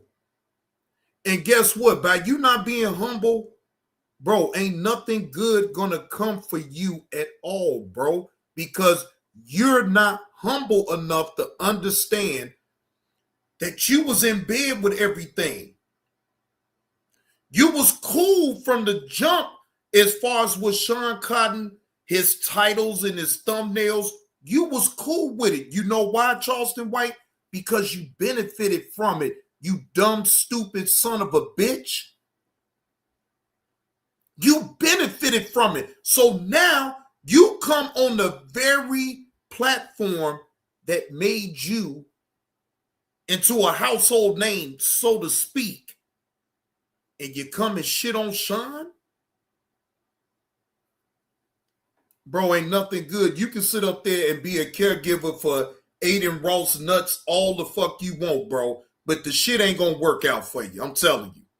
we've always did relevant topics when you come here. That's what I'm saying, Yeah, Sean. yeah. All the topic is relevant to street shit, hood shit, gangster shit. That puts us in that category.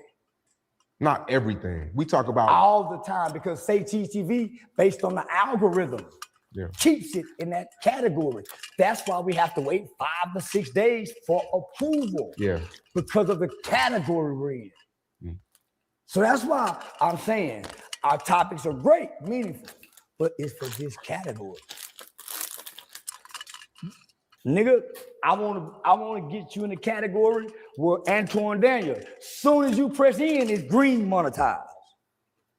It's a lot of times where it's green monetized with us. Man, you no, I get it, bro. What I'm saying. I want you, son. I get you. Now, I don't know about y'all, right? I don't know about the people up in the chat, right?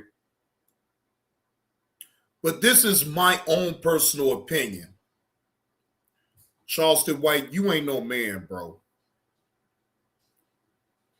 You're being on Sean's platform. You is being a bad and bougie bitch that feels entitled to say the things that you saying to this man who has helped you get a name for himself on out there on social media.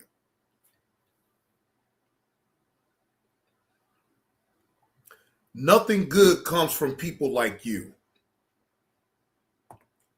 I get you, bro. I'm just giving you a hard time. The fan bus pay me $20,000 a month, right? $20,000 a month to come film for 2 days. YouTube caught on to that because I said it publicly. And I posted it one time. YouTube restricted them so much for Charleston White videos, forced him out of business, doing to him just what they do to you. That's why you don't see the fan buzz content no more. He went and got a white Jewish lawyer and started podcasting. And I sit on the podcast with her and beat him. He went and opened up a restaurant. But nigga, not just you, Terrence Gangster Williams, you know where they're getting y'all at? The lack of knowledge. So they're making you guys have to go jump through all the hoops. Okay, they finally got it. Okay, we got it green. 6-7 days don't went by. They don't do that to nobody but this category. This category. So I'm asking questions. All in mind go green immediately. What? The category. Because of our topic of discussion. Cool then. But nigga, let's get out this category. You're in that category based on your topics. Everything street, hip hop. So you're the elements of the conversation is not negative, but the words are considered negative words based on algorithm. Algorithm. So the algorithm has the numbers low. The human puts you in that category. We could be doing way more. But because we haven't gotten away from this topic of conversation, we've been here 3 years. 3 years. It's been 5. That's what I'm saying. But nigga, the first 2 was more positive out of me. More substantial. Talking about the mothers, the crime. But now, nigga, it's all internet. So it's nothing that me and you could dialogue at a college campus about. There's not 1 or 2 videos you have. That's what made me say, hey, nigga, switch it up a little bit. Change the scenery where you put 2 or 3 people where it more look like a nigga, switch it up. Just switch it up a little bit. I'm noticing the category. So I'm learning, family, it's the category that we got us in based on the line of questioning.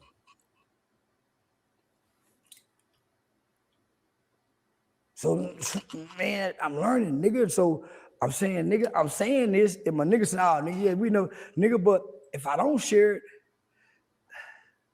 yeah, I feel like I'm doing wrong. Mm-hmm. Keeping this to myself. Yeah. And I'm just freely giving it. And nigga, what's so fucked up about it? Everybody offended by it. That's how I know it's offensive first. Mm-hmm. Nobody's receiving it. Because they think what they doing is working. And it is at that level.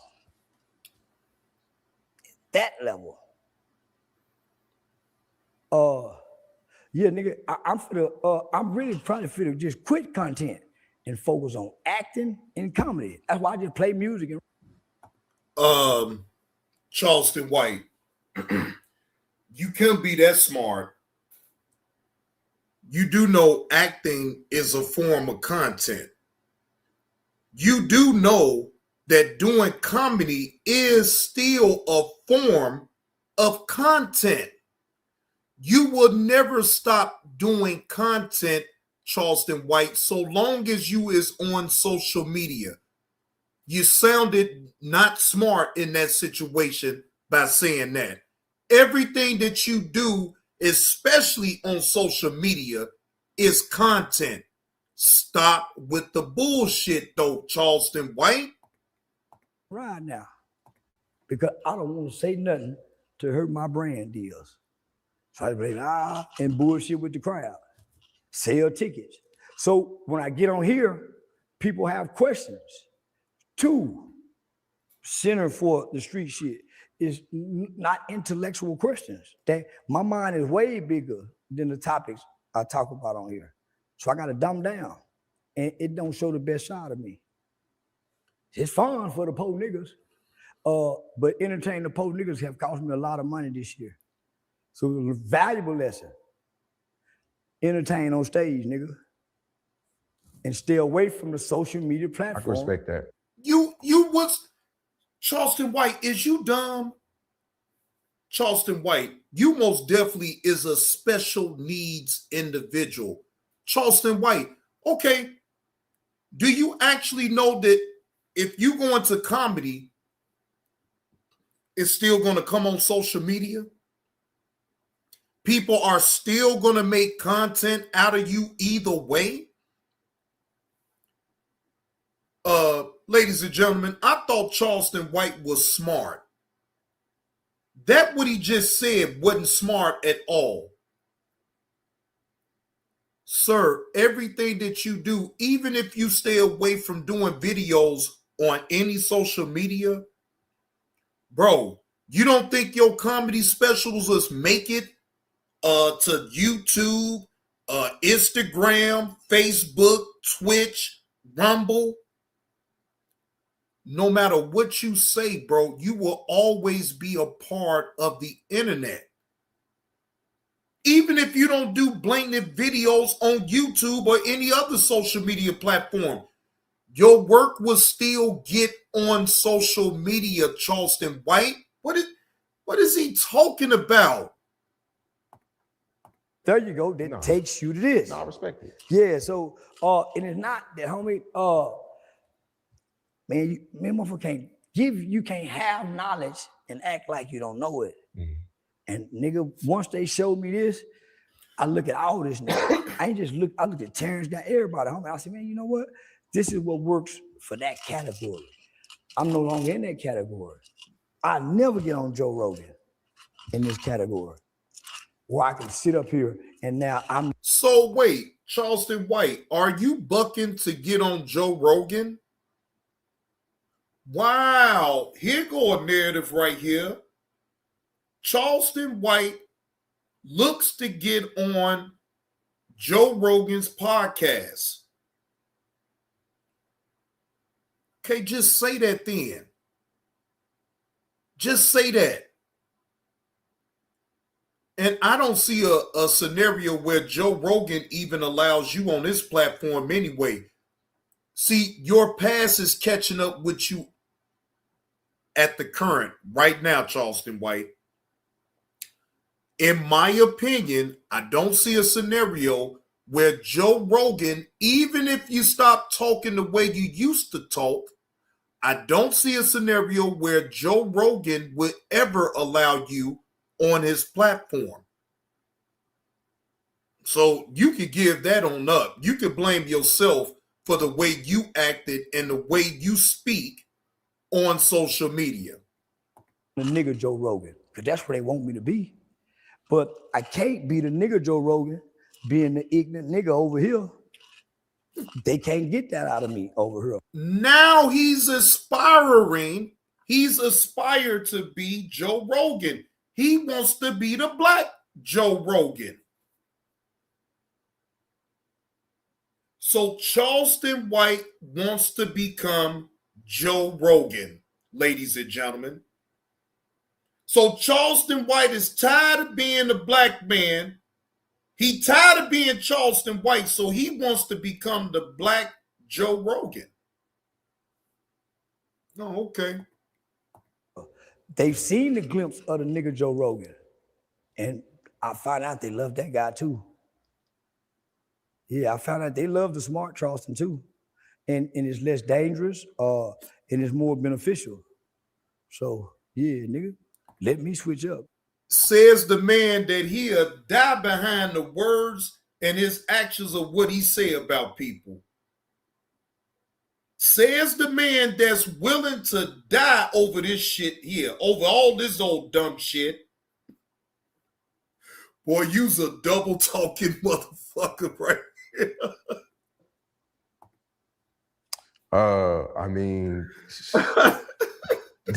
this was a different type of interview. I told you, nigga, this gonna be the closeout year. They'll never see that Charleston again over here, homie. He hurt the brand coming over here.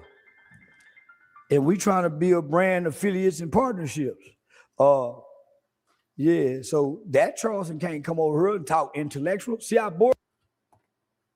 Charleston White, I don't care how big you may think you is, bro. I can make a bet that I will get a sponsorship from somebody before you will. Bro, you is a whole clown on out here, bro. Ain't nobody, Man, don't nobody care nothing about your intellectual talk. Bro, you put yourself in harm's way.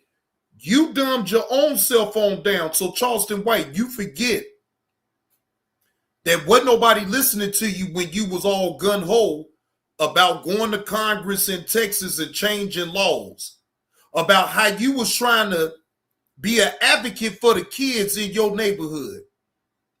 It went from that to you acting a plumb fool with this uncouth, unsavory behavior on the internet, Charleston White. You made a sound decision as a grown-ass man to sit online and antagonize people and even brag about sending your own fellow black people to jail. Bro, go ahead on, man. Just go ahead on. This is all that boring. They want the food. And I'm saying, nigga, I gotta retire the food. I gotta retire the food. I'm searching your name on YouTube right now. Not me. Not of Say Cheese. Tasha K. Tony the Closer titled you as with Goes Off. I ain't been to Tony the Closer in 3-4 years. Tasha K most recent interview probably changed the mindset of many people. She didn't say go off. No, I seen that. I seen that. You looking at old stuff, Sean.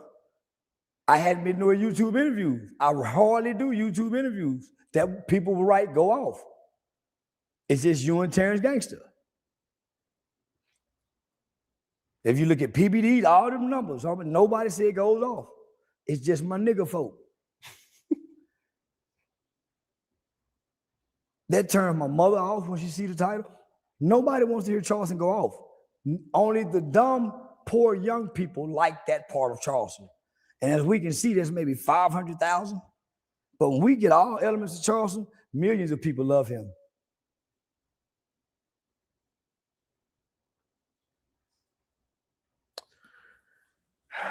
Just something about. Yeah. It's hard for you to process it now. No, I'm processed, bro. So listen, the spirit will convict you later. Right now, it's offended you. It's got you looking. No, I'm actually not offended. You're activated, but you'll go look. You're gonna take the knowledge I've given you, and you're gonna start looking. And all I need you to do, homie, is compare. Just make comparisons. You're not comparing yourself to it. You're just looking at it and seeing. Because if you don't do it, then you can't really clearly see what I'm saying. That's how they beat all of us, homie. I've been trying to figure out why they keep, and I'm saying, well, how can they do this when we're doing everything right? It's the small thing. Oh, wait. Academic said goes off. Charleston White goes off. That's not an interview. I haven't done an interview with GJ. Oh, yeah, that's a stream. There you go. These are streamers putting that. Professional titles don't go off because the whole objective is to be advertiser friendly. And the name Charleston White is so red flag, you cannot put go off after it. Charleston White is red flag. So if you put go off, you've heightened everybody's alert. You sound alarm with the title on Charleston White. So you have to say, hey, this guy ain't cussing. You almost have to lie and say, man, he's preaching on her. But in another way.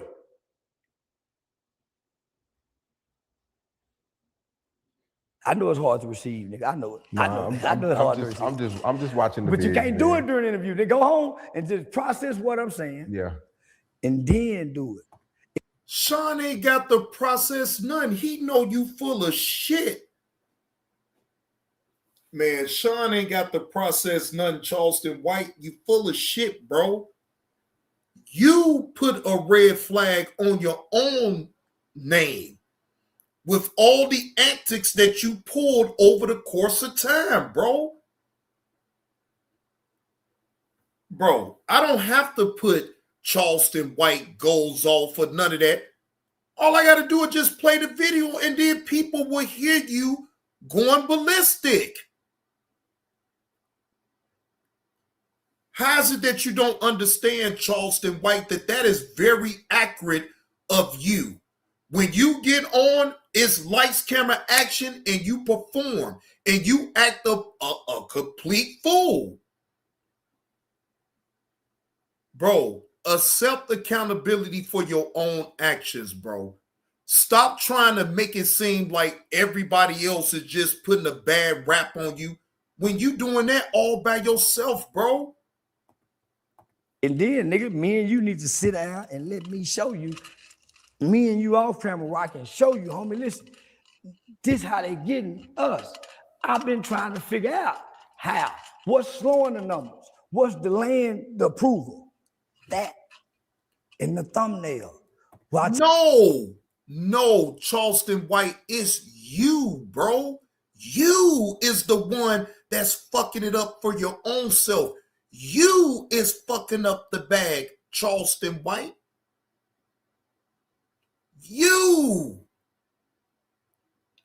Because guess what, Charleston White? If I play a video of yours, you're going to be going off on someone or something. Take a look in the mirror with that one eye, Charleston White, is you. I know you only got one eye, but that's all you need to make sure you see yourself in the mirror, and you can point the finger at yourself for you not being able to get brand deals and things of that nature. It's all you, bro. You're not willing to accept any type of responsibility for your own actions, so much so that you're looking to pass the buck off to any and everybody that review any videos of you going off. Now, anytime that I'd ever talked about you, I never said that you was going off. I let the people hear what you have to say and I react to it. And bro, you be going completely ham. With all the theatrics, did you forget what you did when you went to the HB? Did you forget what you did when you went to that black college? Did you forget how much of a plum fool that you acted on camera? Did you forget that?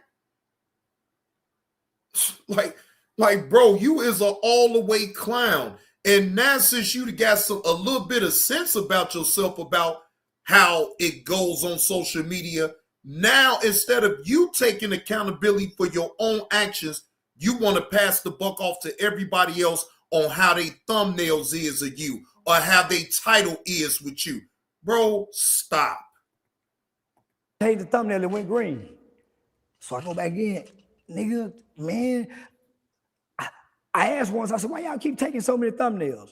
We want to make sure we got the right one. They won't tell me why. Ain't nobody telling us, nigga. So you guys, where you get your thumbnails from? They take them that day, 2 or 3 pictures. Smile, They, man, it's too much knowledge to know. And nigga, you'll go crazy. So I gotta say it. Nigga, I know too much to help us as a racial people, as a group. Nigga, there's no reason why everybody, no. What a nigga know? I'm telling you, I'm beating them. And I'm watching my people with platform being stagnated by them. So I sacrifice getting this knowledge. I don't have a social media platform. They gonna let me get it now. I know too much. Nigga, I done took this, they will not. They won't let you get a social media platform because you know too much, Charleston.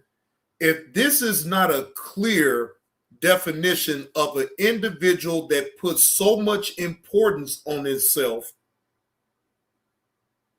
Charleston White, it's your own doing of why you don't have a platform monetized on YouTube. It is a reason why you can't even get an Instagram channel. It's because of you, bro. And you expect a brand to take you seriously. Boy, you is a joke. I monetized my new shit, and they gave it back to me. They gave me back my YouTube and said, we're sorry, but they won't monetize it. So, nigga, I give it to y'all. And I'm saying, nigga, every major platform, I see a difference in why it's this way and we're this way. where do you get your thumbnail from? Or where do you get your titles? They take the title out of the video and put them quotations in there. And then come find a marketable looking, because it's about marketing and advertising. We go get the criminal picture, the monkey looking picture. That's what they put on the news to make the jury say he's guilty already. It's called propaganda. We're caught up in their propaganda that's being used against us because we getting paid off of it. But it's demeaning and it's brand assassination. When you know this, homie, that's why they don't come back. Even though you help build them, it's too risky. That's why, homie. And my brother keep calling from jail. I keep hanging up on him. I won't talk to no nigga in jail. He back in jail? Yeah, he back. See what kind of question you missed out on? Nigga, my brother been in jail for 60 days. And I said this in an interview because y'all are so focused on something, nigga, that was a whole thing could have been talked about. I've been waiting to tell them real life street star niggas how stupid they is. The damn. Wait. So now you want to go, Charleston white boy, you is a double. You know what? Now I gotta cut it short. Cause I don't, hell fuck no. Like, bro, what up with AC Walker?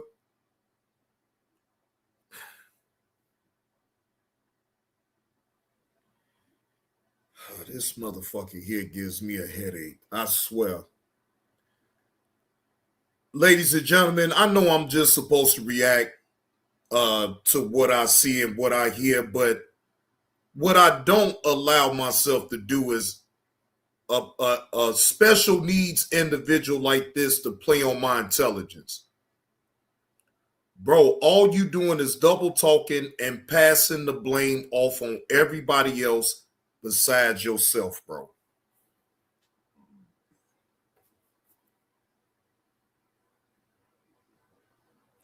And bro, you can be a caregiver to Aiden Ross nuts all the fuck you want. If that works for you, I guess. I guess.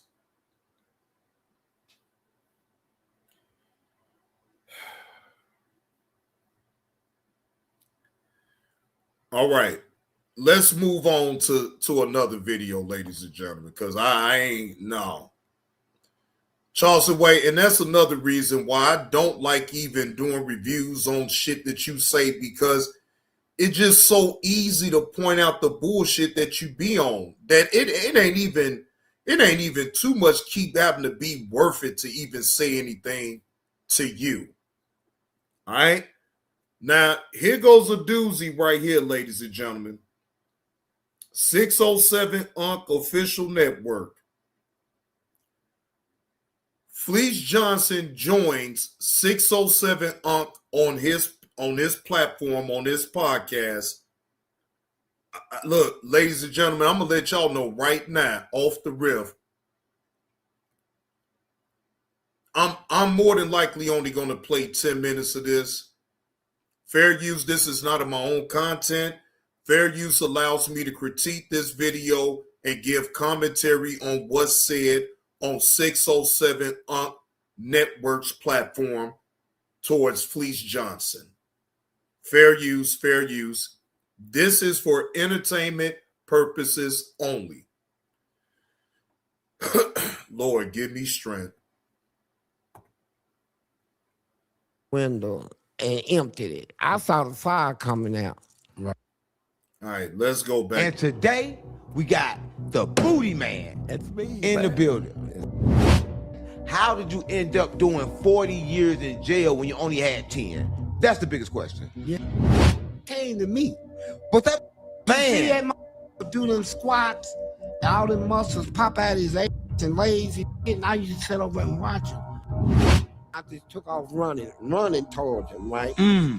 Pulled a knife out, and they scattered. Hey, hold up, yo, bro. Hey, man, we just came to talk, man. I got like that, ripped him. He ran to the door, and then everybody started shaking the door. Man down, go.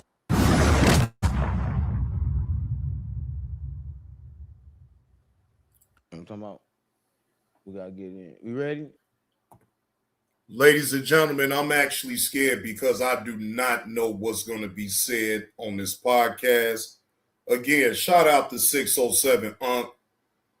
But ladies and gentlemen, I'm a little scared of playing what's going to be said on here. Okay?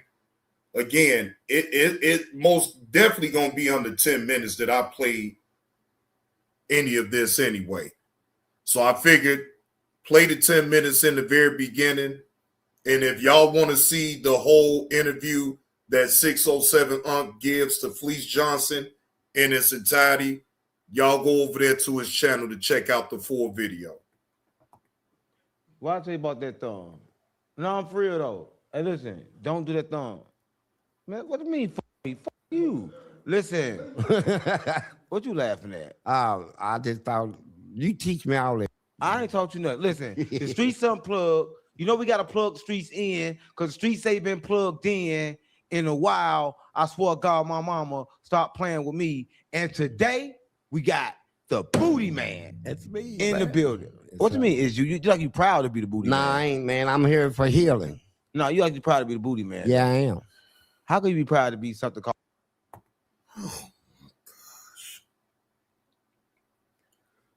Ladies and gentlemen, please pray for old JB2 Reactions to be able to get through this 10 minutes of this. All like the booty man. Shoot. But before you say that, right? Let's go back, right? Okay. How did this booty phenomenon? How you say that word? Yeah. Phenomenal. Yeah, how does this booty phenomenon start? Well, it started at an early age, man, when I got locked up. See, I'm from Louisville, Kentucky. Right. You know, and at the age of 13, I'm packing guns out there in the streets. Right. I was lethal out there. I was a menace, though, for real. Right. Out of control. I had a run-in with the police, right? Right. They stopped the car, man, on 34th Street in Louisville. They put it on the front page of the Career Journal how bad it shot the car up, but I didn't get shot. Right. And one of the police stuck his gun through the window and emptied it. I saw the fire coming out. Right. And didn't get hit. So on our way to the police station, I'm a child. Right. He said, if it weren't for your friends crowding around, we would have killed your black ass. And I spit in his face, right? Wow. So the police driving took his hand off the steering wheel because dude went for his gun, right? Right. So they called a backup and all this stuff, come and put me in another police car. You know, we on Broadway. Right. You know, and so when I got out, a white lady, I'm going to put it like this, a fat white lady said she saw a young child, me, take a rock and throw it at this security guard building because the police that shot through the window, he got taken off. They gave him a security guard job until he quiets down, right? Right. She said he came out and she saw the child shoot him twice and kill him, right? Right. And ran. Right. She said she saw me in a car, drive past her first, casing it out, and then walk back and do it, right? Right. So at trial, we had trial in Louisville, Kentucky. All the police in the city is in the courtroom. Right. They want justice. So they said, is the killer anywhere in the court? Do you see him? Point him out. So she looked over at me and I gave it, my little look I always give my mama when I want to get my way. Right. Just a real child look, right? And she tipped her head sideways like she's making a hell of a decision, right? Can you point him out? She said, no, he's not in this courtroom. Wow. Case dismissed. All the police went nuts. Right. So I got up and I started hot. Instead of me looking at, I was too young to be, I was mentally immature. Right. Instead of saying, oh God, thank you, I started hollering, you bitch. And I ran out of the courthouse and there was a police car. There was a lot of police out there talking, waiting on the verdict. And one car was parked in the street. It wasn't parked, it was on. And I just jumped in the police car. I stole that car right in front of them as soon as I beat that case. You beat the case and stole a car? What the fuck is wrong with you? Man, I was an attention-seeking juvenile. Was you that ugly? Yeah, I was. What could you want? It's hard for me to look at you right now. But listen, I mean, wait a minute, KTC. Wait a minute. Let me go check out what you talking about. Hold on. Oh shit!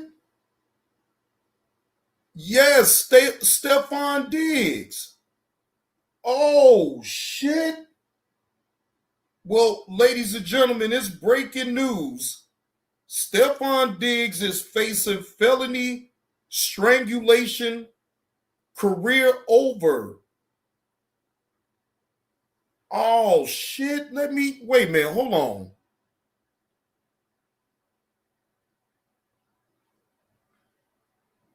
Hold on. Let me go back to that. Hold on. Now this is all breaking news. No, I can't play it, but I'm gonna find it. I'm gonna try to find it on my own. Hold on. Now I could go and look for it on my own. Stephon.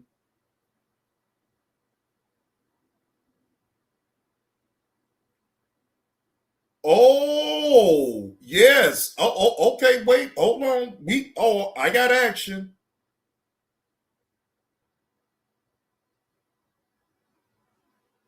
All right, now I got action. Hold on. Now, this is some breaking news, ladies and gentlemen, because it just broke an hour ago.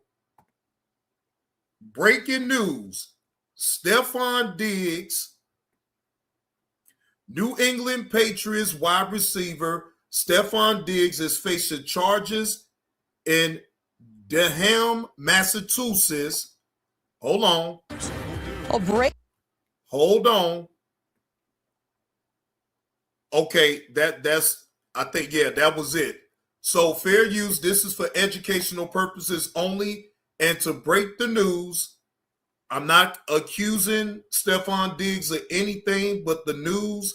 This is coming from CBS Boston. This was broke an hour ago, ladies and gentlemen. Breaking right now on WBZ, New England Patriots star Stephon Diggs is facing serious criminal charges. We have just obtained paperwork from Dedham District Court indicating that the wide receiver is charged with felony strangulation or suffocation and misdemeanor assault and battery. This is stemming from an incident back on December 2nd. Diggs is scheduled to be arraigned on the charges in Dedham on January 23rd. That is just 2 days before the AFC Championship game. The wide receivers' attorneys were in court this morning for a hearing, and we are working to learn more about the incident that led to these charges. We did reach out to the Patriots for a statement. We have that for you here. It says the New England Patriots are aware of the accusations that have been made regarding Stephon Diggs. Stephon has informed the organization that he categorically denies the allegations. We support Stephon. We will continue to gather information and will cooperate fully with the appropriate authorities and the NFL as necessary, out of respect for all of the parties involved. And given that this is an ongoing legal matter, we will have no further comment at this time. We want to bring in Dan Roach now to talk about this with us and the impact, Roachy, that this could have for the team, for the playoffs. We've been on such a roll. How does Coach Vrabel make sure that this doesn't become a distraction for them? Well, Brianna, I think it's very early in the fact-finding part of this as far as just what happened, how it happened, when it happened, who was involved, and everything else, which we haven't seen or heard yet. So I think that's the first part of it. And then the second part to me is that he categorically denies it when it comes to what happened. So we're going to have to find out the story. Beyond that, I can tell you that as a veteran, a wide receiver, a number one wide receiver coming in, there were questions about Steph Diggs and, how would he behave? How would he handle it? A lot of the number one wide receivers could be divas, if you call it, at times. And he has been nothing but a role model, a perfect citizen in that clubhouse or locker room for this New England Patriots team, so much so that he's emerged as a leader. The players look up to him. I think the coaching staff certainly respects him. And everything that he's done in a Patriots uniform has been good for the team. In fact, just the other day, post-game after their win over the Jets down in New Jersey, he was speaking in the locker room talking about being 30 yards away from being a 1,000-yard wide receiver, I think for the 7th time in his career. And he had knee surgery last year and came back. And I think it meant a lot to him. He was almost, to me, kind of emotional, almost in tears, saying he just wants to win, that these milestones don't mean as much to him anymore in his career. At this point of his career, he just wants to win, loves this team, and wants to be a part of them trying to win a Super Bowl. So, like I said, it's again, nothing surprises me, in sports anymore. But I think for everything that we've seen and been with the guy from day one here in that Patriots locker room, he's been nothing but a role model citizen. So we shall see how it unfolds. But from my perspective, he's been everything you want as a teammate, as a leader, as a New England Patriot so far. Yeah, Rochi, certainly a lot of positive things ahead of him. He's a dad, has a new baby with Cardi B. But again, here the break. Cardi B. Stefan, you don't see what they trying to do to you, bro?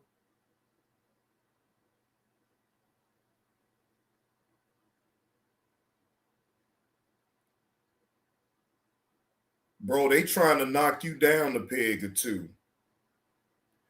Cardi B is not a favorable person on the internet right about now.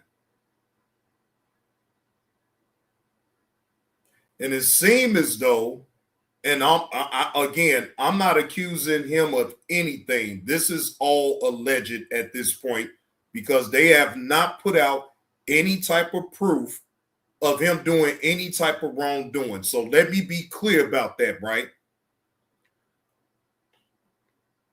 It don't take a brain scientist to understand what they're doing to you right now, Stefan.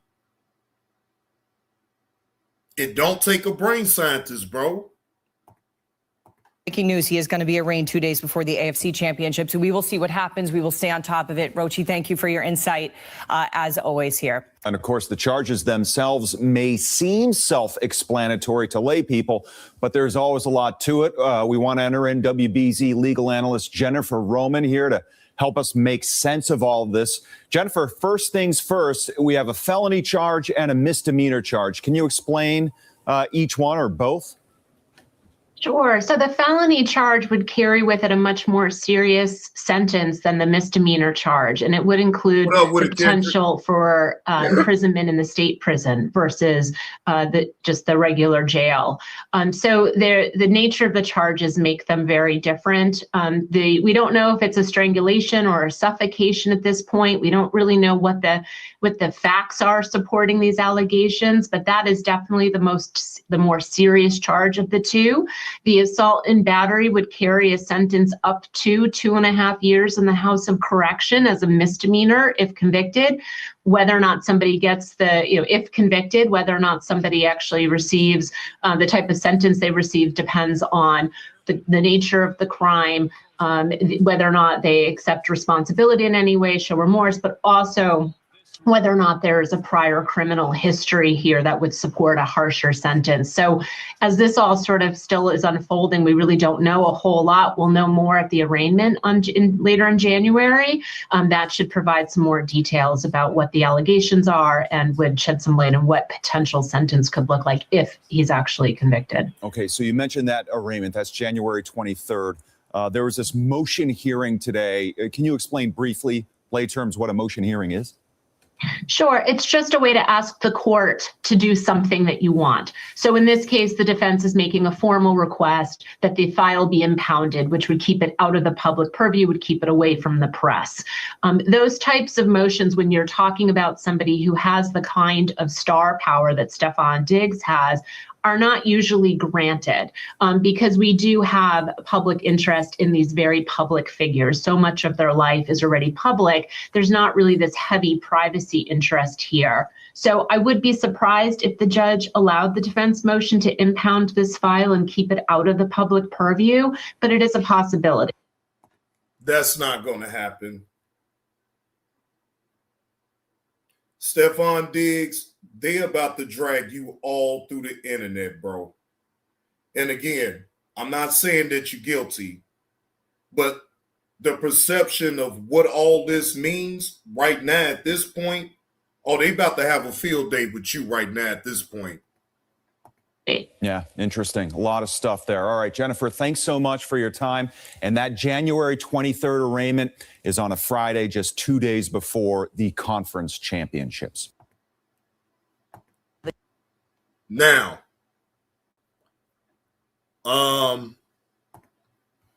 what's y'all thoughts about that? Now, again, I'm only asking y'all opinion. Whether do you believe that he actually done the crime that they saying that he did? I believe it got a lot to do with who he's dealing with is the reason why they putting a target on the man's back. I believe, and this is just my own personal opinion, I believe because of his relationship with Cardi B, that is why they are putting him through the ringer right now as we speak, ladies and gentlemen. Do I know if he actually did these crimes of what they are speaking about him on? No. I don't know. Boy, it's a heavy price to pay when you are in the public eye. When you are a public figure, whether if it's in entertainment, sports, whatever, you pay a heavy price. Now, Nurse Petty, I didn't know that Stephon Diggs had 6 baby mamas.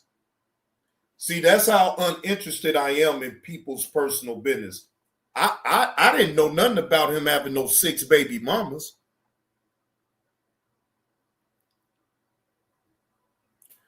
Well, look, if any other news arise from that, I will report on it and I will give my reaction to whatever, however it goes. I'm going to give my reaction because I'm not going to jump out the window. Damn, Nurse Petty say Cardi B is not the only woman he's dealing with, allegedly. Lord Jesus Christ. He another Anthony Edwards then, huh, Nurse Petty? Hey, he'd have been better off just paying on off and go ahead on about his business. Hey, just go ahead and do an Anthony Edwards and then just pay on off for the whole 18 years. Wait a minute. Hold on, Nurse Petty. Wait, hold on. He had 4 babies born this year alone. God damn. Boy, Stephon is a busy son of a bitch. 4 babies in 1 year. God damn. I've never heard of nothing like that happening to one person, a man getting multiple women pregnant and they all having babies in the same year. I've never heard of nothing like that before up until now. Damn.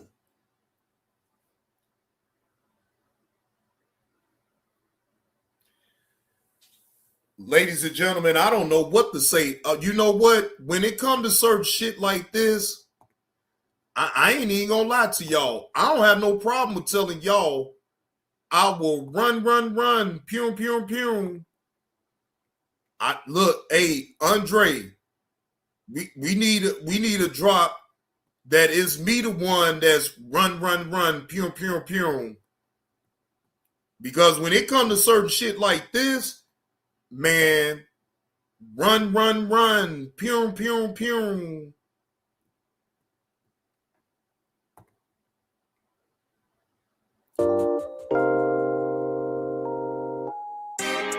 I want something if I'm lying, huh? Because you know I ain't lying, bitch. Run, pew, pew, pew. You better run. That's what these niggas do. Pew, pew, pew. You hear this? Sue me if I ain't lying. You hear these people tell a lie, and if you don't sue them, that means that they telling the truth. Nice try, my nose, no teeth, my nose. See, they only want to talk in a safe space on their platform. Come to my panel. Come to my panel. That dead ass channel ain't getting no life. None of y'all dead ass niggas ain't getting no life from me. All these fuckers and niggas I fuck with. Shout out to you, Johnny Blaze. Sorry to come run that bitch ass nigga off your panel, man. I gotta catch these niggas when I gotta catch you. That's not what I do. That's not what I do. You follow this girl. Run. That's what these niggas. We know it's fake. Run. That's what these niggas do. That's what these niggas do. That's what these niggas do. Nice try, Mondo. Hey, you an unhappily married ass man with missing teeth. You're scared to show yourself, and you're scared to show your wife. I'm tired of these married ass niggas who you don't even see them. Because you never see them happily with their spouse, but they talking shit about everybody else like this behind the blinking picture. This what they do. They get up here and talk shit about you, slander people's name. They don't care about what the platform them. They just gonna say whatever they can to try to diss the person they don't like. Sorry to come on this. Hold on. Let me ask you a question. Shut the fuck up. Let me ask you a question. Shut the fuck up. Let me ask you a question. I never did. I never That's what these niggas do. Run. That's what these niggas do. Run. That's what these niggas do. Run. That's what these niggas do.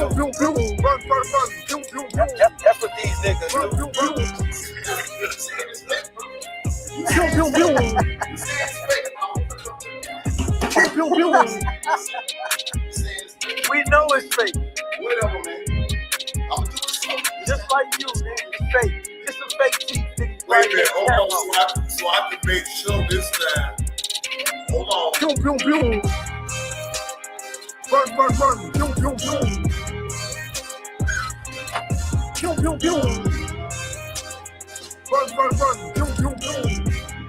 Look at so it's fake, man. That shit is not fake. Hey, that shit is not fake. Who the fuck got attacking a brand new bills like that? Run. Just brand new, crispy ass, brand new bills. Nigga, that shit is fake. You done did it live. Okay, go spend some money. Go spend it. Show something that you bought. No love, ladies. I took it off. This nigga put it. Okay, you got a real bill, and he's showing it with the fake one. He's showing a real bill with fake ones. Oh my God! First, all of it was fake, man. I'm about to go. First, all of it was real bill with fake ones. Johnny, first, all of it was fake. Now, show it. Real.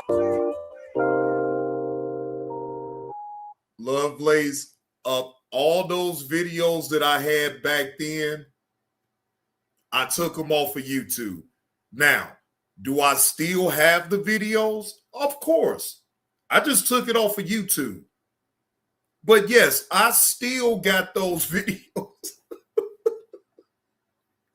But I promised myself, though, Love Blaze, that, you know, that's why the drops is, that's why I will play the drop first before I actually play a video, because I don't want nobody to be getting all up in their feelings about something that they actually did on my show. So to solve all the bullshit, I just, you know, the drop itself would be just as good as me playing that video. That's how I look at it. So that's why, if you notice though, Lovelace, it's not too many videos that I'm going to go back into the past, even if it's funny. Because a lot of people will get in their goddamn feelings about them damn videos. God damn. I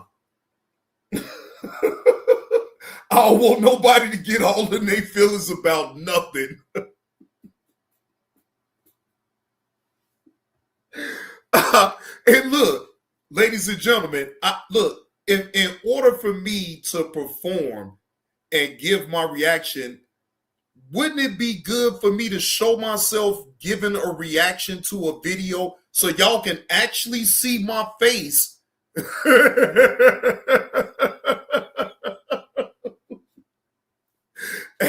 Hey, well, look, hey, Willie, I will have to put that on members only and have only the members come through and watch that video. If you're a member of the channel and you want to see some old videos that Johnny Blazer did in the past, then I advise you to be a member. Then I could put it on members only, and then only the people that's a member of the channel can be privy to something that happened back in the day. Because these new people ain't going to know, and I'm not here to explain all that dumb shit. Look, you have to be there to know what happened, okay? Now, briefly, I'll tell you at that time, they was going at Suge. Armando was going at Suge. Skinny was going at Suge. And they even tried to pressure me into going at Suge too.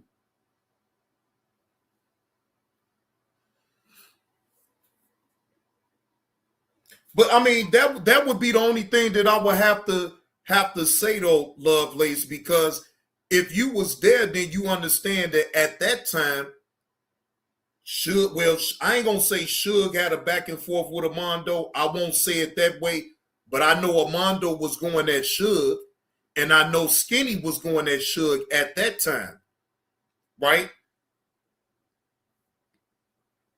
Chuck and Armando wanted me to speak out on Suge. I told Chuck and I told Armando, I'm not going at Suge. Suge ain't never did me wrong. Suge never did me wrong, ladies and gentlemen. I'm just being honest.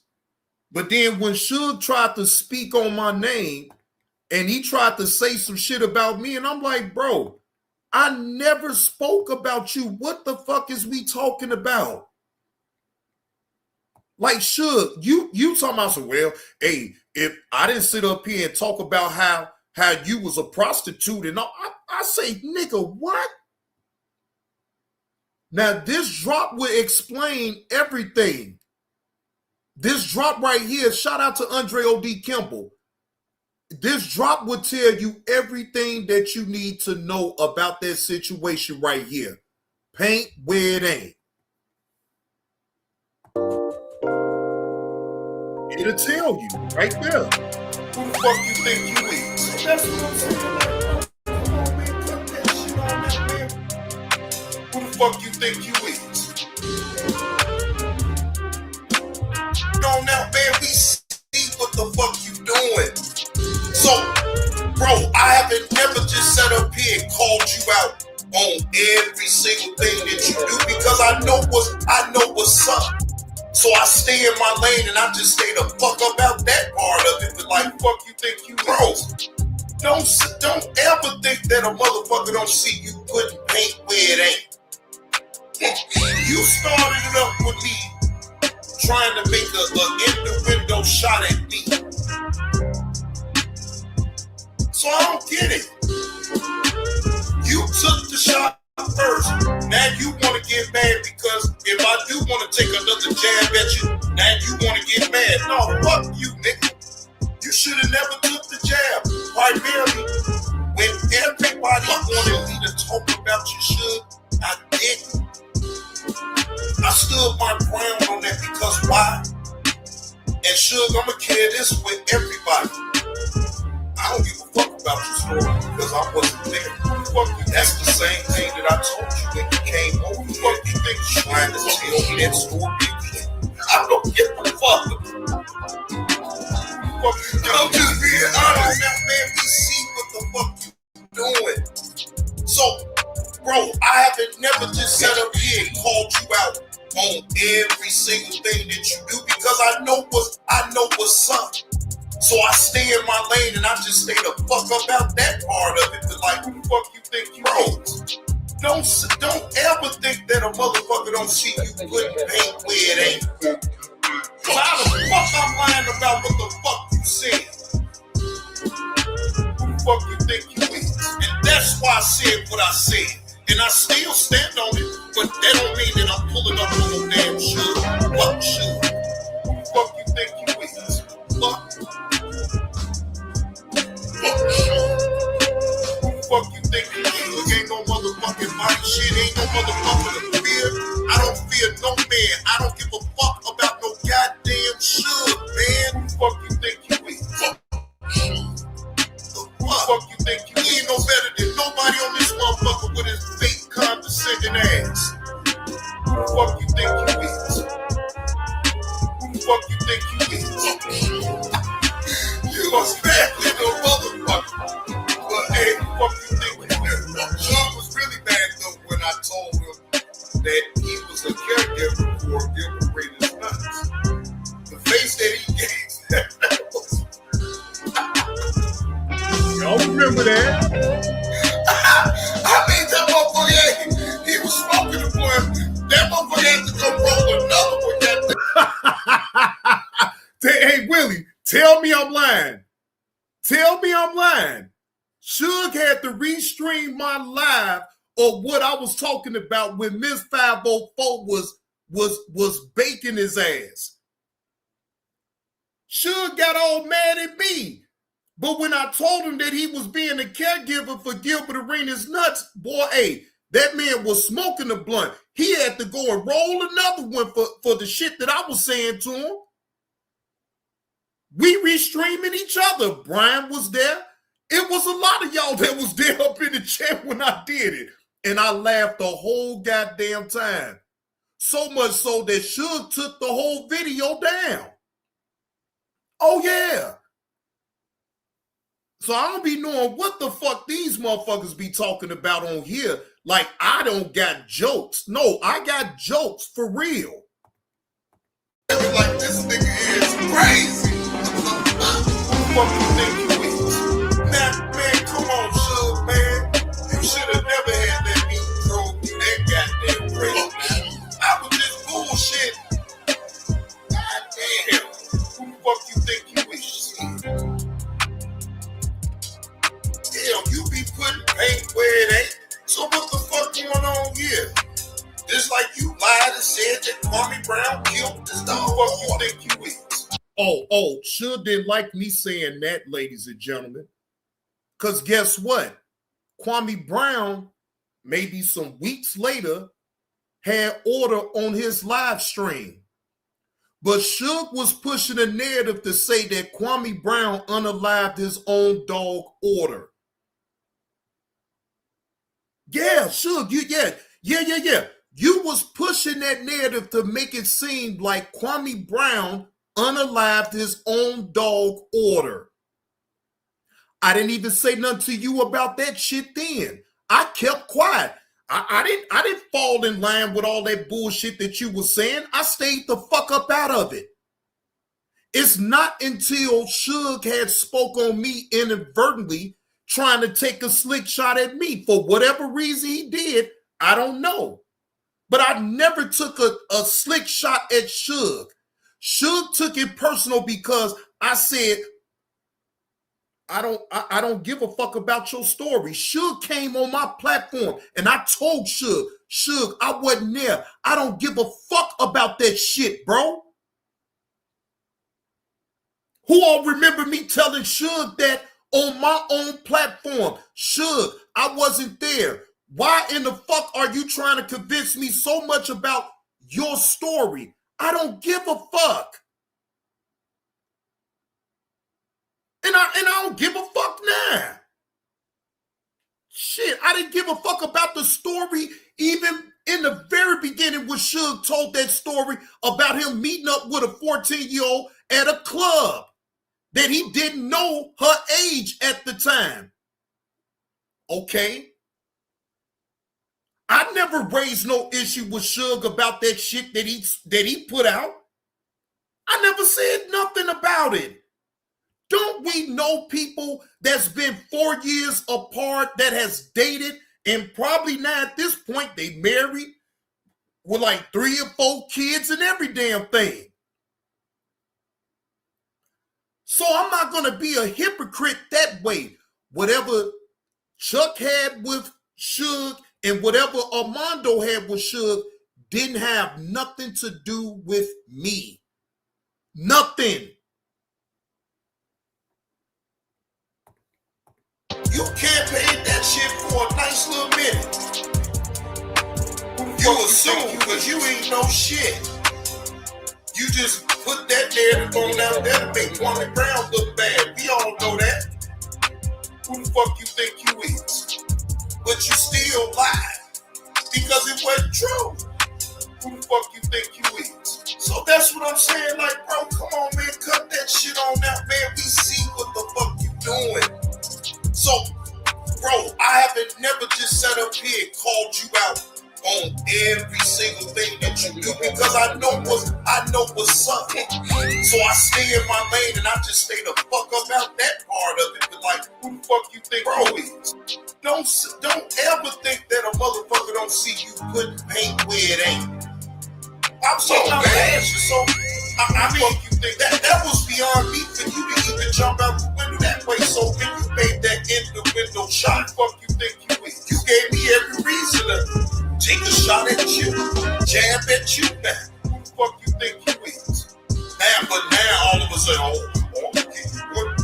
one fire live stream and then what the fuck you think you is? Some shit. Who the fuck you think you is? It wouldn't matter either way, shit. I signed up for this and I already understood it.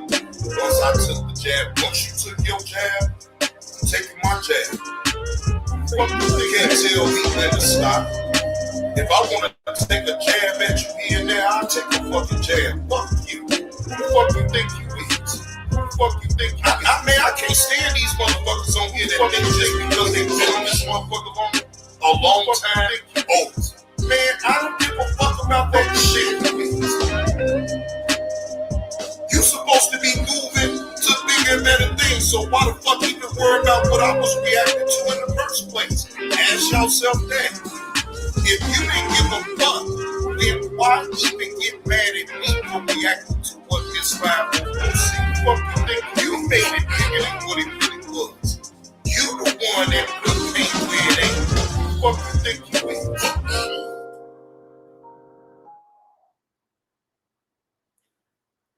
Ladies and gentlemen, that's why they don't want me to be in the fuck shit. Everything that happened back then was recorded. And I have files on everybody in this so-called sector. Everybody. They don't want Johnny Blaze to talk about that shit. Because they also know that Johnny Blaze ain't gonna lie on nobody. I'm gonna tell the truth about what the fuck really happened. So I just shut my mouth and I let people just spin whatever narratives they want to spin. I'm not here to fight with nobody. I ain't here to argue with nobody. Believe what you want to believe. But unless you was there, then the people that was there through it all know the truth.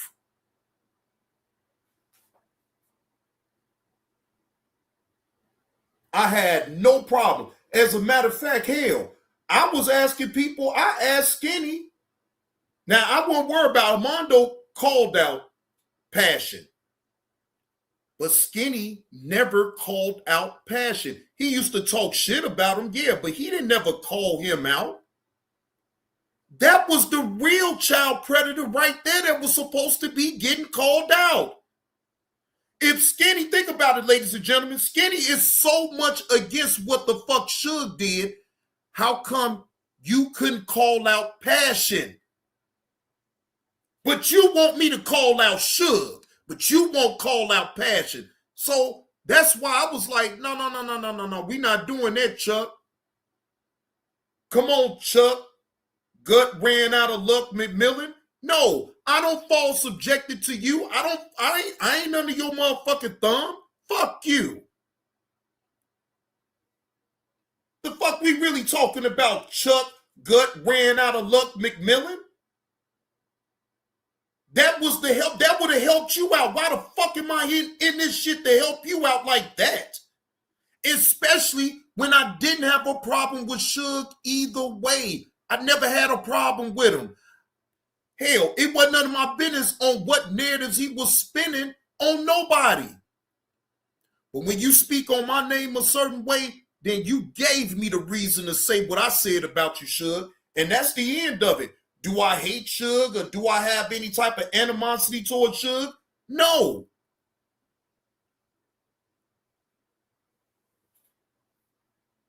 You let motherfuckers get in your damn ear and make you think that I was sitting up here speaking about you when my whole content, and everybody knows it even then, it was all about the real intensive.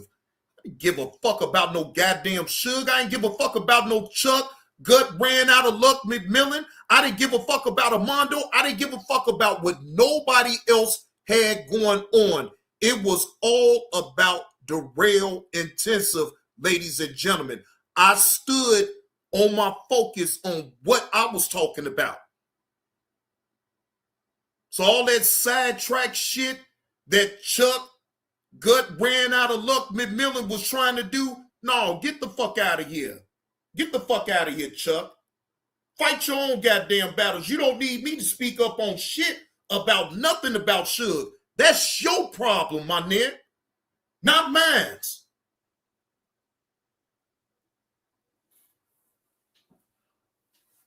The fuck we talking about here, man?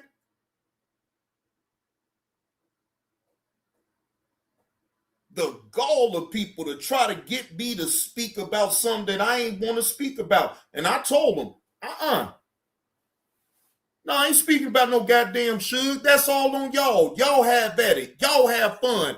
I'm doing what the fuck I'm doing over here. And see, that right there, ladies and gentlemen, is an example of Johnny Blaze staying solo dolo. Don't give a fuck about nobody else's narratives or what the fuck they got going on. I gives a fuck about what I'm doing over here.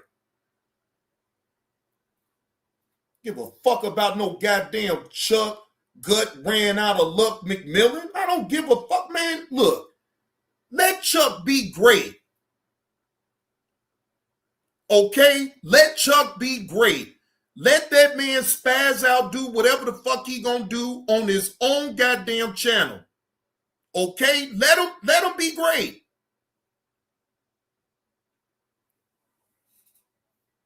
But when you sit up here and try to add me to some bullshit that I ain't got nothing to do with, no. Now I'm gonna tell you, nope. The fuck out of here, man. Chuck ain't the only motherfucker around here with jokes. I got jokes too. The fuck you talking about? Man, please. I got jokes too. And I'm going to keep it directly on you. I ain't got to go all outside and speak around you. No, I'm going to talk on you. Shit.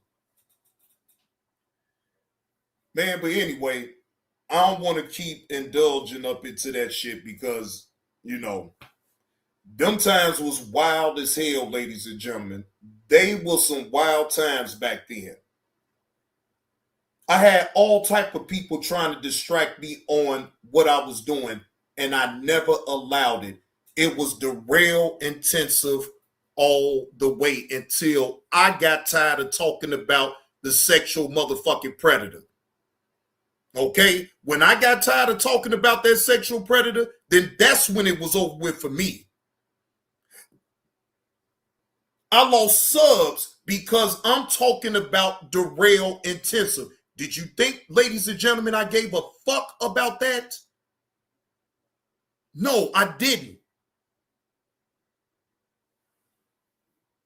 I made money off that sexual predator punk ass. I made money off of him. And I told everybody, if you talk about the real, you're going to make some money. Do anybody up in the chat remember me saying that?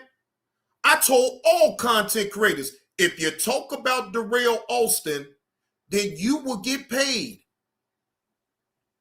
I told everybody that, and guess what, ladies and gentlemen? I made money off that motherfucker, and guess what happened after he get locked up? Everybody was talking about him and making money off of Darrell. But I don't know what the fuck I be talking about though, right?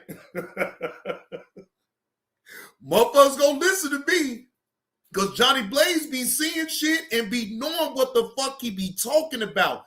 And guess what? Everybody else, even after he got locked up, they was making money off of him. Putting his name in the title, putting his likeness up in the title, and they was making money. So I was never mad about that. I wanted everybody to talk about that pussy so you can make money off the punk motherfucker. If this is all about business, then I was on business. If YouTube is a business, right, ladies and gentlemen? Well, guess what? I was on business then talking about Darrell and talking about his sick-ass behavior towards young girls. I stood on business. So a motherfucker can't never say that Johnny Blaze did not stand on business when it came down to shit like that. Yes, the fuck I did.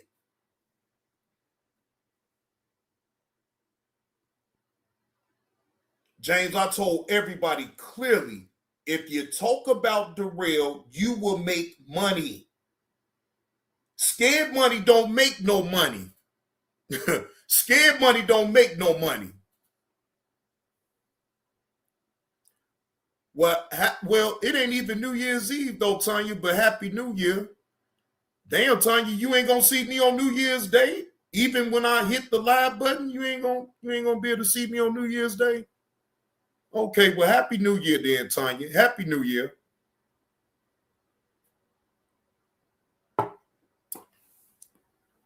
About to say now, Tanya, unless you ain't gonna see me when I go live on New Year's Day or something, and you telling me in advance, but hopefully you'll come over and be able to tell me Happy New Year's when New Year's come. We ain't even on New Year's Eve yet. We ain't even on New Year's Eve yet, Tanya. I guess you figure to get it out the way now then, huh? Yeah, Willie, she want to get it out the way now. Hey, I ain't mad at you, Tanya. I'm not mad at you, Tanya. Shout out to you. Peaches. Peaches. Peaches, Tanya. Peaches. I hope y'all is having fun. I hope y'all is enjoying yourself with this live stream, because I am enjoying myself with this live stream. Shout out to y'all who's still around and still participating up in the chat. I'm having fun with this, ladies and gentlemen, as I'm supposed to. Now, we gonna go over this video right here. Now, oh Lord Jesus. Yeah, keep the change. That's Cardi B. He just had a baby by Cardi B. Yeah, he just had a baby by Cardi B. I don't know if she didn't have the baby yet, so let me not speak out of turn. I don't know if she had the baby yet, but she is pregnant by Stephon Diggs. So yes. Now, KTC, you know Cardi B's name is something else on the internet. Right, I don't want to speak out of turn, Nurse Petty. I don't know if she had the baby yet or not, but I do know that she is pregnant by Stephon Diggs. That most definitely I know. Now, do I know if she had the baby yet? No, I don't know that part. But yes, it's been confirmed that that is Stephon Diggs' baby that's growing inside of her right now. Now, again, Do I know if she had the baby? I'm pretty sure I could look it up. Shit. I think, you know what? I think Cardi B gonna take Stephon Diggs for all he got. I don't trust no goddamn Cardi B. Cardi B, I think, is trying to put that man, I'm talking about she gonna take that man for everything that she got, in my opinion. And I hope Stephon Diggs protect himself in this situation. I really do. Now, before I start this, this is some pretty uncouth, unsavory behavior right here. All right, the title of this is coming from TCD. All right, babysitter's boyfriend realized police know what he did to a 1-year-old. All right, now to sum it up, in the morning of June the 23rd of 2025 in Tallahassee, Florida, police received a frenetic 911 call. A 1-year-old child isn't breathing. Officers rushed to the home on Saxon Street and immediately began life-saving measures, but it's too late. The little girl is pronounced unalive at hospital. An autopsy reveals the horrifying truth.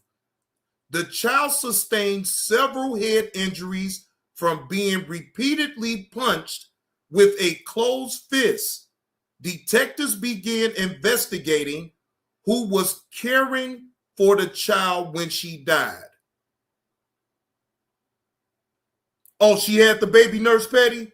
Oh, okay. Well, she didn't have the baby then. This is not my own content.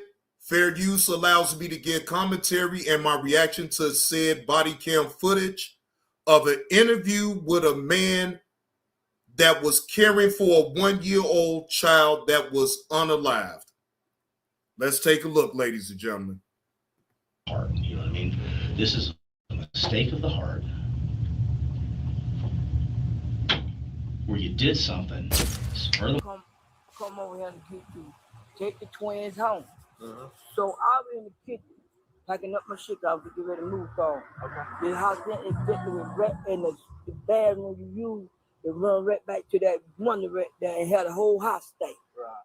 When a 1-year-old baby girl was rushed to the hospital after being found unresponsive in her home, doctors quickly realized she had suffered devastating injuries. And as investigators began digging into what led to this moment, it became clear they were dealing with a cold-blooded killer. Happened and what was going through your mind. And I know that there may not have been much going through your mind other than I need sleep before it happened. But after it happened, I know there had to be some remorse, some I'm sorry, some worry, and you did the right thing at the end. What followed were details so shocking that no one saw them coming.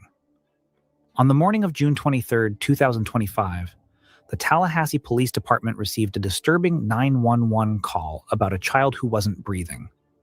When officers arrived at the home on Saxon Street, nothing could have prepared them for what they found. Emergency medical services were already on the ground, fighting desperately to bring the child back.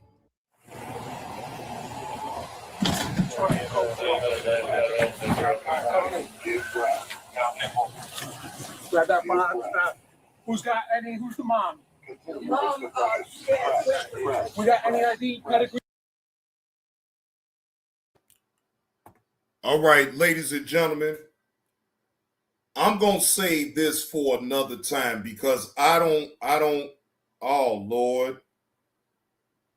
And shout out to JB2 Reacts for actually getting this content. Hold up.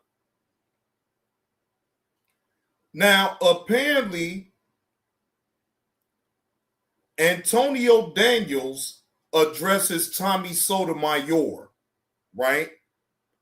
Again, this is, I've been saw it, but I didn't follow up on it or whatever the case may be or whatever. But I'm live now, so I can go over the video and I'll save this video for later. I don't want to be in no rotten mood about nothing right now. Because that ain't going to do nothing but put me in a rotten ass mood right there. And shout out to Jay Hustler Reacts. Hold on. Make sure I put his link up in the chat.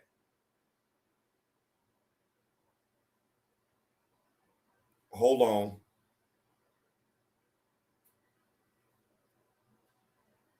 Yeah, I can say that for another day, Lovelace, because I ain't going to even lie. I'm going to get triggered like a motherfucker even listening to that shit.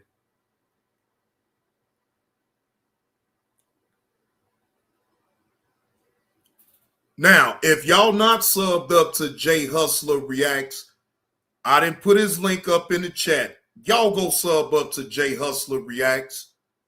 Jay Hustler is dropping content. All right? He dropping content, and he most definitely making a lot of sense on the things that he speak about.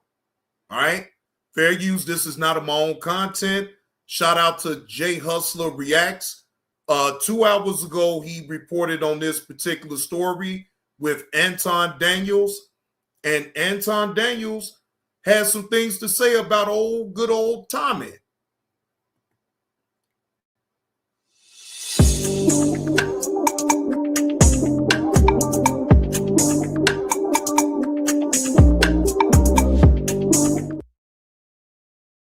Since you want to ask the questions, and I'm going to give you some clarification. I know of you. I have never developed or built a personal relationship with you. I have never had a conversation with you. I have never interviewed you. I have never emailed you. I've never actually talked to you personally, okay? I can be familiar with a lot of people, but it doesn't mean that I know them. I'm in a place right now to where, oh yeah, I know who you are. I have an idea of pretty much a lot of what you talk about and what you do. I have Fresh's number. I have Myron's number. I have Brian's number. I have several different athletes' number. I have Charleston's number. I have a personal relationship with them. I know them in real life. I kick it with them in real life. I have conversations with them in real life. Do I know of you? Of course I know of you. So this is Anton Daniels giving his spiel on Tommy Sotomayor. They had to get into a little spiel. He's reacting on the Millionaire Morning Show. He's going over the clip that he was in with Fatty. Shout out to Fatty. The boys doing some things over there with the live stream and stuff. So shout out to them. And he was on, it was All the Smoke, I think it was on that Sunday or something like that. It was one of those on the weekend. So Anton popped up. Fatty gave a few questions to Anton stating about Tommy Sotomayor.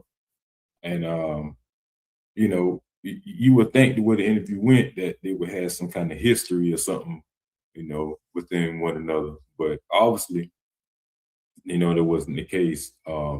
It was in the just started a live stream called Fight Night with the everybody just come up there, give their opinions and stuff, and it was a very good debate. I was in tap with that too a long time ago. So, you know, it kind of to make a long story short, it kind of originated from that. Tommy was saying that he stole his style, and you know, he's a big fan of his, blah blah blah blah. Anton giving his spiel on it, as you heard earlier, his introduction, getting into it, because he's reacting to Fatty video, and Tommy's reacting to the video itself. So Tommy's boy, I keep hearing about this Team Fatty individual. Now, I don't know who he is. He's entitled to have his own opinion about Tommy just as well as I am. But you know, Tommy, you really ain't the end all be all now. Okay, fine. A lot of people take some of your talking points or take certain things that you say and they implement it in their own live stream or their show, right? But Tommy, Anton is clearly saying that he don't even know you. Y'all never had a conversation. Y'all never broke bread. So You know what? Let me let it play. Reacting to Fatty video and Anton's reacting to Tommy video. So this is how it's playing out here. So I'm gonna let it play a little more, and then so you can kind of he's gonna give in the backstory too. So gotta check it out. I know you. I don't know you. I have never had a conversation with you. So much so to where he's mentioning Lapeef and he's saying, "Yep, I was on a panel on Lapeef a couple different times, and Anton was there." That's true. But guess what? He's never talked to me. JR, who was my partner in the Lapeef network at the time that I was over there, JR is the person that did all of the recruiting. He found all of the people, similarly to how Q does all of the recruiting, and she finds everybody that appears on a Monday night show. My responsibilities over there were completely different from his responsibilities. Part of his responsibilities is to gather the talent to have conversations on the platform. So I showed up to talk on a platform. I did not show up and recruit you to come on the platform. And I'm gonna get into that in a minute of why I haven't recruited you or did an interview with you or worked with you. I'm gonna address that shortly. But for whatever reason, see, my thing here is with Tommy Sotomayor, man. I never heard of him since I came on the internet. It's been some years now because I actually started making content. But I heard of him when we was in the. It started from the Kwame Brown segment. So he was beefing with all these cats, start off with the basketball players, and later on, a couple months or so, he started beefing with the other content creators, which is Kwame Brown. So he got into it with Tommy Sotomayor. I never heard of this guy. Never heard of him. I know that more and more I started hearing more of him. He was more in the red pill space or something like that. I was never in those spaces anyway, so I didn't know much about him. But so they got into the little spat. That's the only way I heard of him. This is me personally. So, but as time goes on, you start seeing him hitting on panels and stuff like that, making himself and that's where I'm really starting to have like exposure with him as far as knowing who he is. But the more and more I notice he's real big on his presence. He like as if you're supposed to know who he is, and he carried that kind of persona. With a lot of the more and more I started kind of hearing of him around the spaces that I was in the Kwame Brown sector. So he was very arrogant and stuff like that, and he always just lead with his money and stuff like that. But like I say, I never knew who the guy was, so I definitely wasn't in tune with him. I didn't know what he was talking about anyway. But anyway, to this video, he's reacting about how Anton is like copying him, saying you don't want to say my name, and I created this space and all that. And this is starting to be a real kind of thin line thing, because Anton don't really know what he's talking about. So you're gonna address that a little more. Let me get him back to the video. He wants to really get this visibility to say, how don't he know me? How do he know me? Yes, I know of you, right? But I do not know you in real life. Okay, so let's address this live stream. Brooklyn Kennedy says, hypocrite Mark Hill said the same about you, Bozo. But here's the difference. That's totally Mark different. Lamont Hill and his team reached out to me to do an. And Anton stated this though. Mark Lamont Hill, which is he's a cornball if you ask me. I don't know what this next clown, man. He whatever with him, but his team reached out to Anton, and he stated this in the Millionaire Morning Show weeks ago. Because I tuned in that show too. Shout out to the Millionaire Morning Show. But he stated that about Lamont Hill team emailed him for him to come on their show so they could interview Anton. But he turned it down. He was doing things with his daughter and his family and stuff like that. So, obviously turned it down. And plus, Anton played chess, not checkers. So, he's a very very good businessman, and from what he laid down the foundation, you know, adding value in your life about politics or investment, stocks, and stuff like that. You know, he's, you know, he on top of his game. But I never understood why Tommy will come at Anton on this type of, you know, on this type of level. Tommy been in the game for a minute. Obviously, he been in the game, in YouTube games, maybe early 2000s, something like that. So nobody, not, you know, I don't know. A lot of y'all may be familiar with Tommy, something like that, but he. Now, I wasn't on YouTube, but I already knew about Tommy way before I even got on YouTube. I used to hear the rhetoric of what he used to say about Chicago, about the crime that was going on here.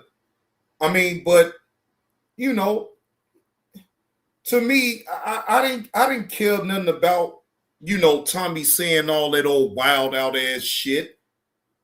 I wasn't on social media like that and trying to have a dialogue with the man and no shit like that. I didn't care.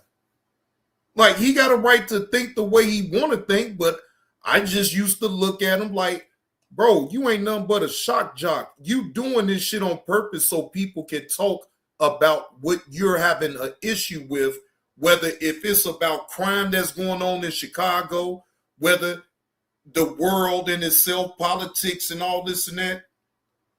Let them have that shit. I don't care.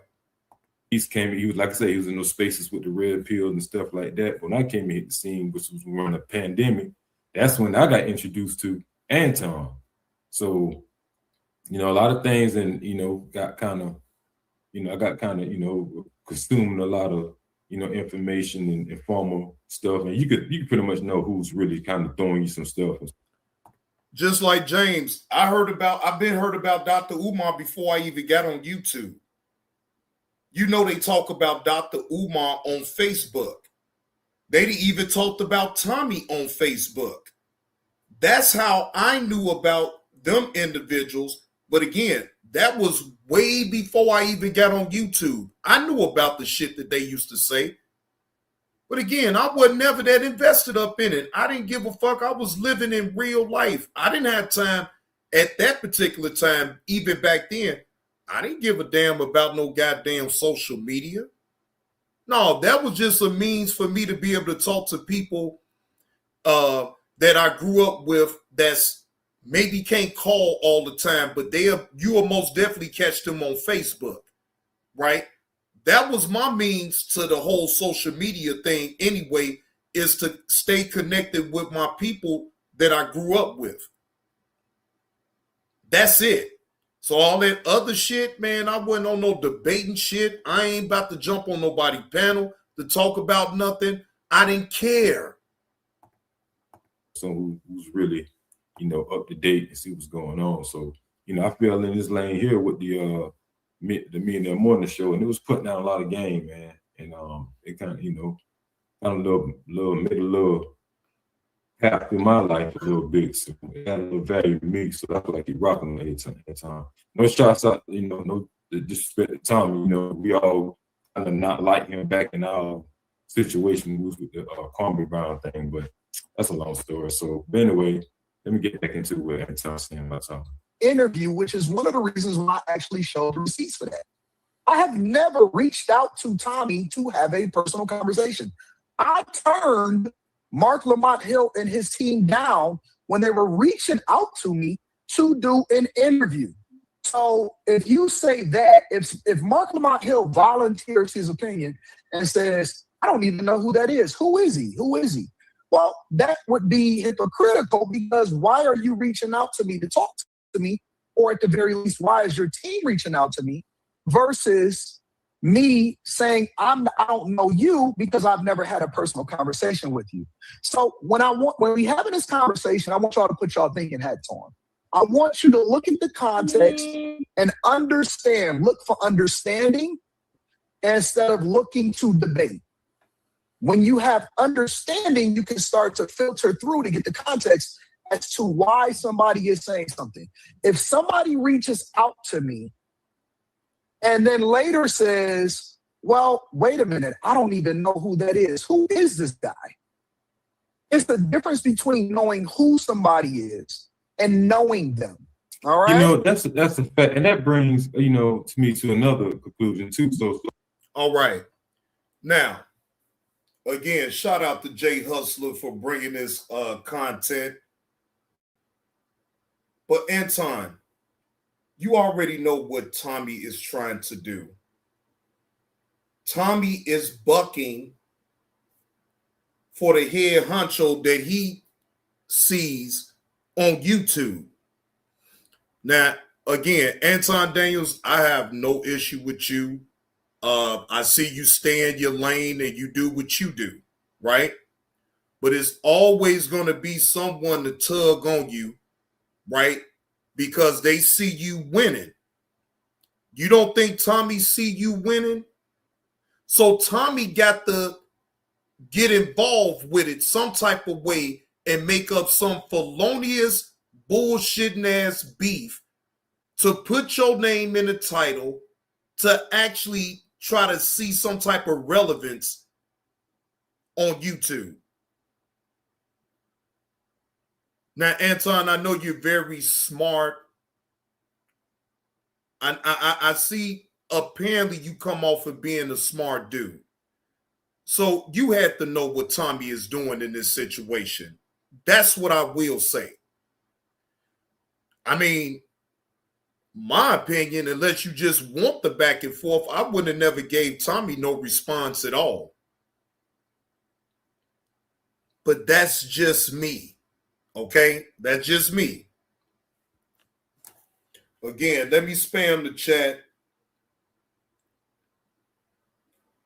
If y'all not subbed up to Jay Hustler Reacts, I'm going to spam the chat one more again. Y'all go sub up to Jay Hustler Reacts. He drops content, all right? And he drops content like this. He talks about a variety of things and give his sole opinion about it, all right? Now,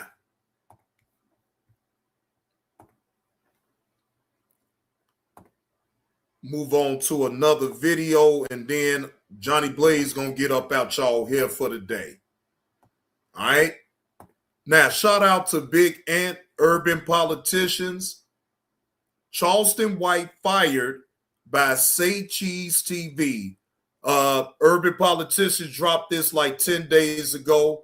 Again, shout out to Big Ant for putting down this content. Fair use allows me to give commentary and my opinion about said video. Again, this is not of my own content. Shout out to Big Ant. Shout out to Urban Politicians TV. Year with a classic, man. We had to get Charleston White back, man. How you doing? Yeah. What's the word? What's the word, Skinny? What's happening? I've been hearing about you going viral about Clarissa Shields. God damn. Chuck, you done hit it big, huh, Chuck? I think I'm getting too big for YouTube interviews. Why you say that? Because everybody's stuck here. Least paid platform. And this is the only, my YouTube interviews with black content creators is the only thing that projects me in a negative light. Based on the titles and the thumbnails. And that's just other people outside of our culture looking at. Hey, Chuck, I don't know who you talking about when you say Tara. I don't know who that is. So I don't know who you talking about. I don't know who Tara is. But I have not seen no one with that name up in my chat, so I can't tell you where she is or who she is because I don't even know no motherfucker Tara. I don't know. Being honest. Brand and marketing when you're coming through YouTube interviews. So that's why a lot of major celebrities won't do a YouTube interview with a YouTube platform unless it's the Breakfast Club or Joe Rogan, because you guys take it in between you and your demographics. Come on, hey Skinny, my link is pinned to the top of the chat if you got something to say, Skinny. If you got something to say, Skinny, you can hit the link, bro. Come on, man. I don't know who you talking about when you say that name. I'm not familiar with that name. I don't have a clue about who you talking about. And at this point, I really don't even give a damn about who you talking about. That ain't none of my business. No, I'm just saying, Skinny can hit the link. Whatever he need to say, he could just hit the link and say it on my show. I know he ain't too big to hit my goddamn link as many times as I'd have hit Chuck link. Come on, I know Chuck ain't gonna be like that. Writes the narrative.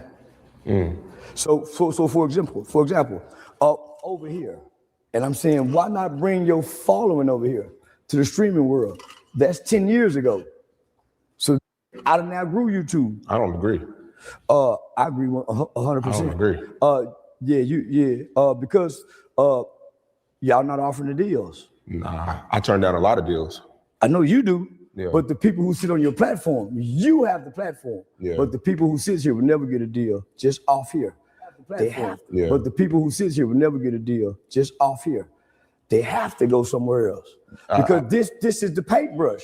So this nigga, you made me famous. But nigga, your paint struck broke every time I go to jail. Boom. And I said, God damn, nigga, y'all must don't like me. I used to tell Antoine Daniel, based on your titles, says what you think. I can't be biased though. I got when Jordan.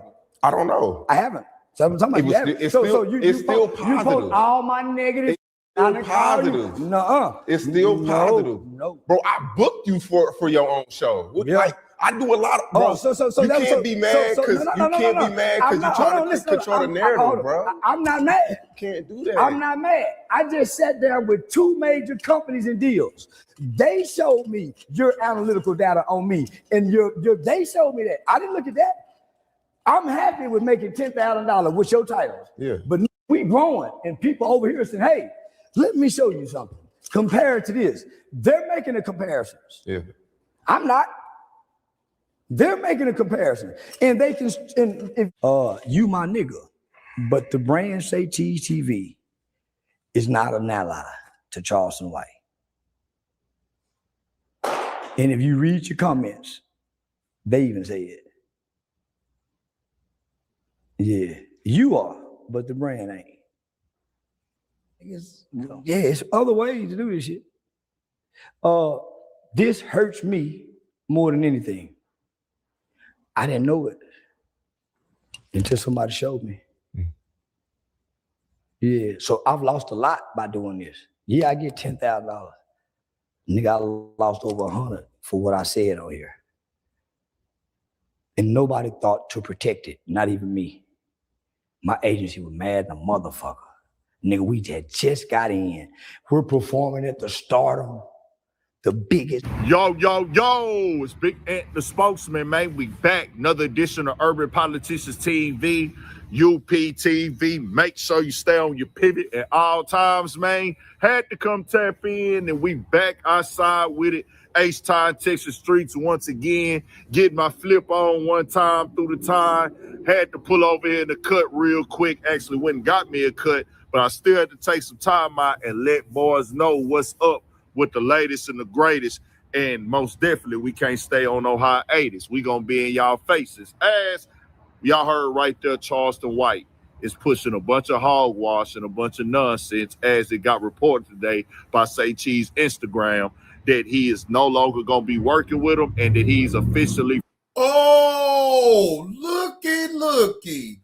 Charleston White and Sean Carden parting ways after 5 years of doing business, saying he's outgrown YouTube and Say Cheese.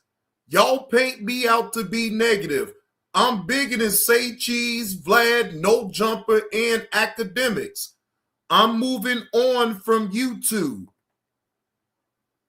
Now, like I said before, Charleston White, just because you're moving on from YouTube, that don't mean that it's still not going to be content whenever you go. Your aspirations of being a comedian and an actor, it's still going to come on YouTube, my nigga. So no matter if you don't personally do a live stream or upload video on YouTube, your comedian content or acting content will still come on YouTube, bro. So you still going to be talked about no matter what. This motherfucker here. Fire. Now, I don't know if this is real. I don't know if this is a play. I don't know if they faking and just trying to get some content out there. But listening to it, it does feel like at the moment, Say Cheese really feel that way, Sean Cotton, the owner, because he's being disrespected. He's not, Charleston White is showing him no real appreciation, and he talking out the side of his neck. And I had a link in the description where y'all can watch that in full from the Say Cheese platform today, where Charleston White is crazy. It was F these white people. I don't care about this. This is for the community and this and this and that. Now he's telling Say Cheese, the man that blew him up and got him famous, I'm trying to appease the white man now. I'm trying to go do these deals with the white man. And they saying this and they. Now he went from, I unalived the white man when I was a kid. It goes from Charleston White unaliving the white kid to now he wants to appease the white people now.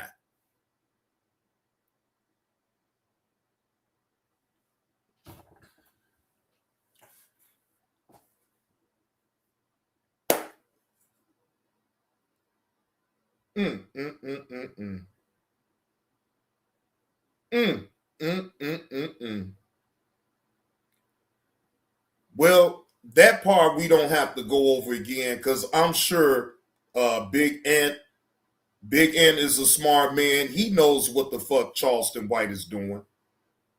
But I don't think it's a play. I believe that Sean could cut ties with Charleston White. He used that man up for what he was. Come on, man. Look, Sean ain't holding no ill will towards no Charleston White, but it ain't nothing to cut a bougie bitch ass motherfucker like that off anyway. So, Charleston White really acts like he is the end all be all and he's bigger than every big platform on YouTube. He's thinking that he's bigger than YouTube.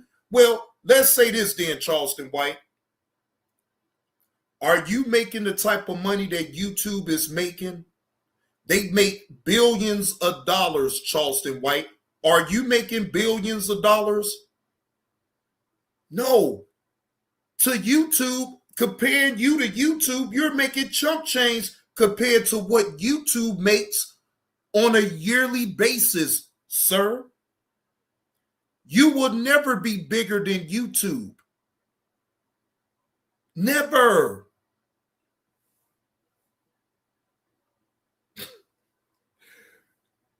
Oh, Lord Jesus. Hey, look.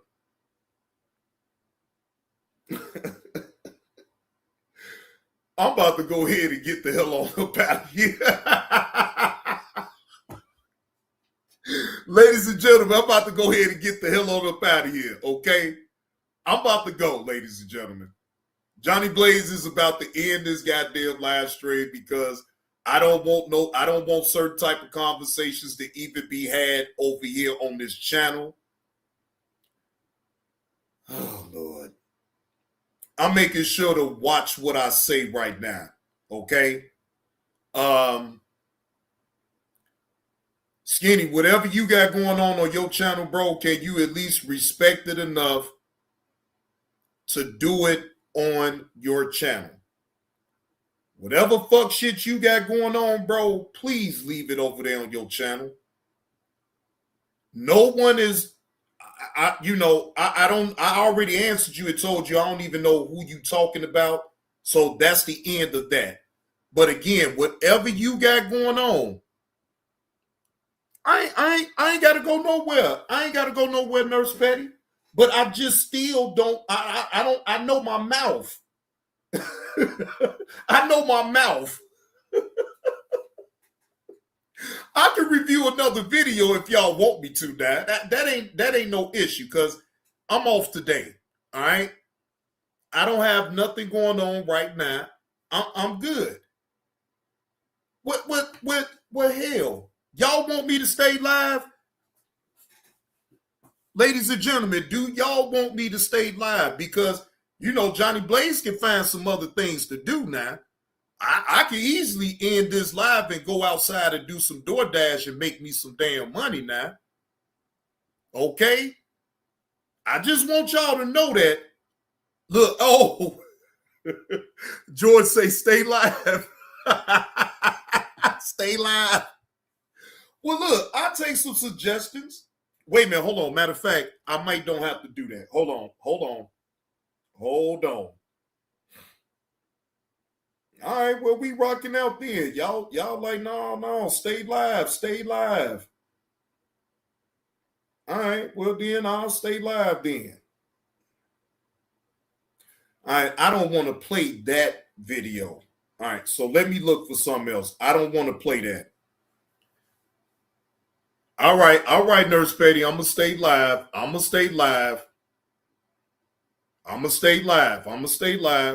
to find another video so I can go over real quick. Hold on.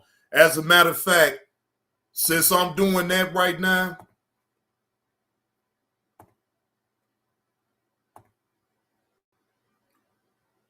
I'll play a drop while I look for another video to play.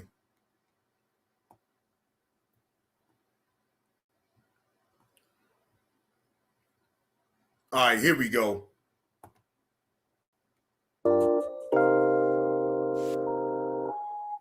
That boy is sweet. So sweeter than the honey on the honeycomb. Sweeter than the honey on the honeycomb.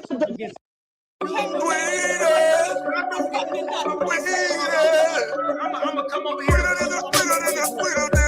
don't tell the world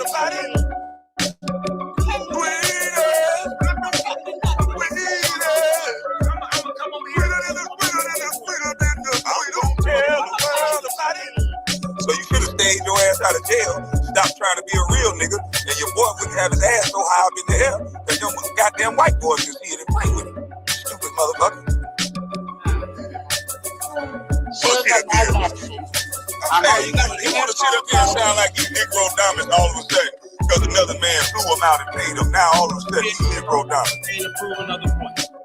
Bitch ass nigga, you was just selling real dealers the other day. Nigga, you ain't nobody special. Shut the fuck up. With your red mic. Where's that boy at you hiding on YouTube? Are we ever gonna see you with that boy? But I can talk so fly. I'm asking, are we ever gonna see you with that boy? So bad, so fly. You fat, desperate, and lonely. You want crime. Are you ever gonna show that boy? Stop attacking a woman. You say something to me, you bitch. Hold on for a second. Yes, ma'am. For 3 months, you never come over here to say fuck the things to me. And now you're coming over here to tell me that I'm desperate? Yes. I was having a cooking show, doing what I'm doing. You're not asking you or any motherfucking body else for anything. What the fuck are you talking about? You look at this shit, yo. Look at what? When brown skin and moonlight got up here, you said you don't do that on your show. You said you don't want people talking about families and stuff on your show. That's what you said. Shut up, bitch. You talk about families all day. Stop telling her how to run her show, nigga, because you don't want everybody to know that your son ass be in the hair, nigga. You run around here calling everybody gay and your son ass be in the hair. Now, when are you going to bring that boy to YouTube?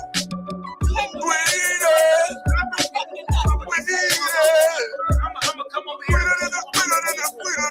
We don't tell the world about it.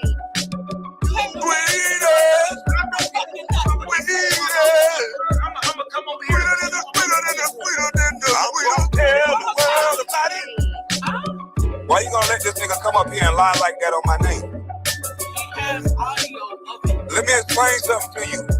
Just because he took down those videos, when he's bringing up my daughters and showing twerk videos, this is what was said. He put my daughter up twerking on Musical.ly. He said, I'm gonna play it Now he want to interrupt. You see, he come off that mic now. That happened so. Now he want to come off the mic now. You know, now you want to interrupt now. So he put my daughters on the stripper body.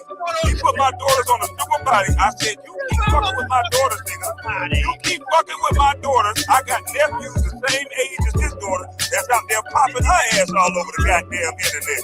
She out there popping her ass. And I said, you keep running your mouth, I can make sure my nephew can get to your daughter and they can gang bang her ass, not gang rape nobody. Gang bang a train, you bitch ass nigga. You ain't never ran a train on a woman where it's 2 men and 1 girl? So you stop the cap, you bitch ass nigga. Your daughter shaking ass all over the internet, but you worried about my daughter shaking ass, you lying bitch. Now, and your daughter shaking ass, your son shaking ass, and you dead as a motherfucker chasing a man ass, you bitch ass nigga. See, y'all. How about that? I'm only here to prove a point how people. You ain't proving nothing, you lying motherfucker. You ain't proving a goddamn thing. You a coward. You a coward who deleted videos. You are a coward who deleted videos, nigga. You are a coward who deleted videos, you coward asshole. Play the video right now. Play the video right now. Play the video right now. Attack mine. Play the video right now. Play the video right now. Play the video right now. You can trick them slow ass people over there with your editing. Play the video right now. No, I do. You can't tell the truth. You can't tell the truth, you big nose gonzo looking motherfucker. All right, per y'all now, ladies and gentlemen, because y'all want me to stay live a little longer. All right. So do I have to say it? Can y'all tip the host? My Cash App is available and my PayPal is available. Can y'all please, if you find it, if you're feeling generous now, tip the host. Please tip the host. It's okay. Tip the host. So, okay, fine. We about to move on to some fuck shit right now, right? All right, we gonna go over Damn D video. Boy, Damn D knows he can apply pressure on the individual for sure.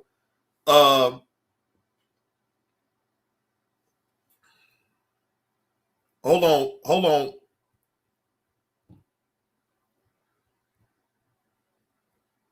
on, y'all.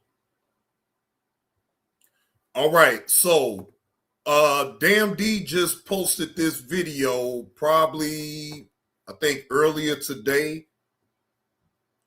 All right, so now let's see. Now he posted this 5 hours ago, right? On his Damn D Beef 3.0 channel.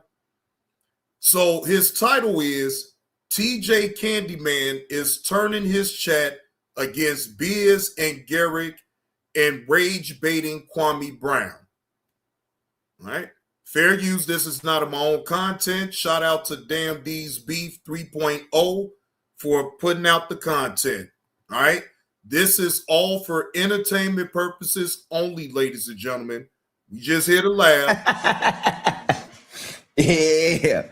Had to make sure I get that. Hold on. Let me skip past some of this, though.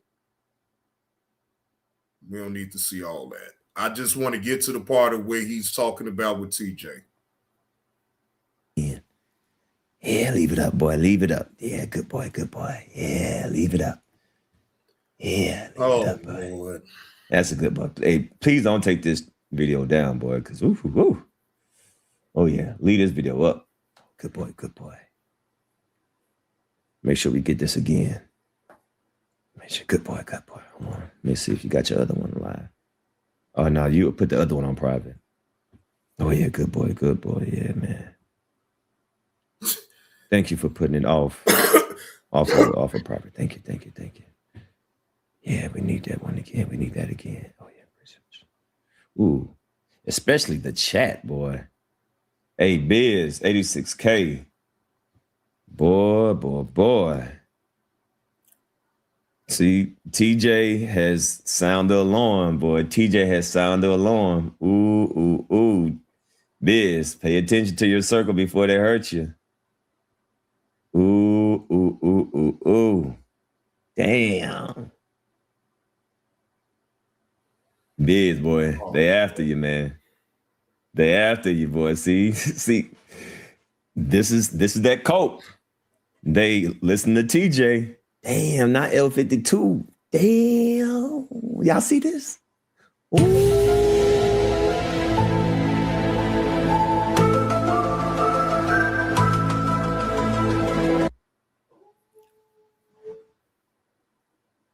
Didn't I tell y'all? Thank you, TJ. Thank you, TJ. Oh, damn. 86K, boy, I told you. Biz, I told you. You got to pick a side. I did not tell you. Eventually, they going to say something about them being cool with Lonnie. I told you, boy. I told you, didn't I tell you? Woo-woo. Damn. Now L52 taking shots. Now L52 taking shots at Biz in the takeover, man. Oh, man. He was talking about Kwame Brown family and Biz be in his chat is weirdo shit. Damn. Shots fired.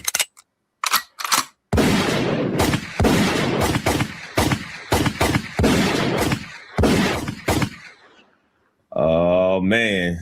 See what happens? See what happened, Biz? You see what happened when the cult leader talks? They follow, bro. They coming after you, boy. They coming after you.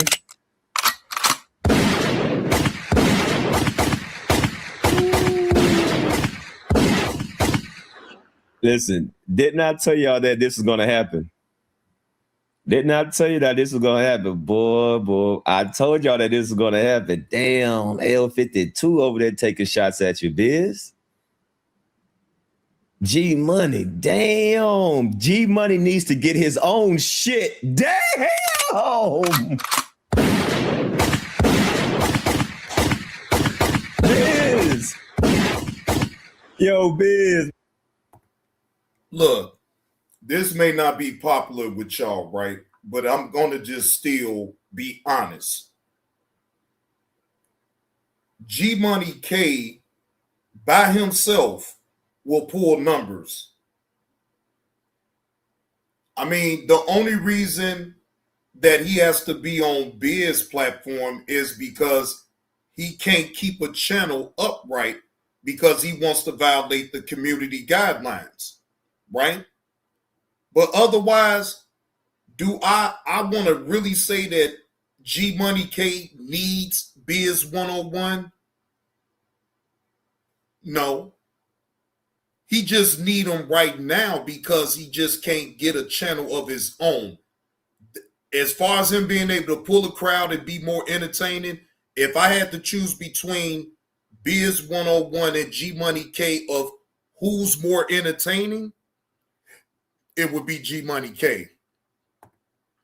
Man, you gotta hit the link, man. It has done. Do you see what this nigga TJ does, man? He programmed these niggas to think differently. Bro, he programmed these niggas, and the candy lickers, they gonna lick on that candy. Oh, Paul. Didn't I tell y'all this is gonna happen? It's happening. Didn't I tell y'all? Boy, you gotta get down. This is the cult that I'm talking about, boy. They can't help it. They can't help it, man. This is the cult that I'm talking about. You got to get down or lay down, boy. If you don't support who we support, we ain't going to support you no more. No, we only support we all got to, listen, people don't have a mind for their own, man. If you don't get down, they're going to tell your ass to lay down. I told you, Biz, this was going to happen. I told you, 86K, this is going to happen. It is happening. I told you. Yo, I told you, I said, they're going to try to hide it as long as possible. They're going to try to hide it since I'm speaking on it, right? And even L52 going to go to the takeover chat and try to downplay what he say. Nah, bro, you can't downplay what you say. So you see how these Muppets and these niggas monkey see, monkey do. They listen to TJ. These niggas don't know how to feel without being told how to feel. They don't know how to think without being told how to think. These niggas are some really parrots.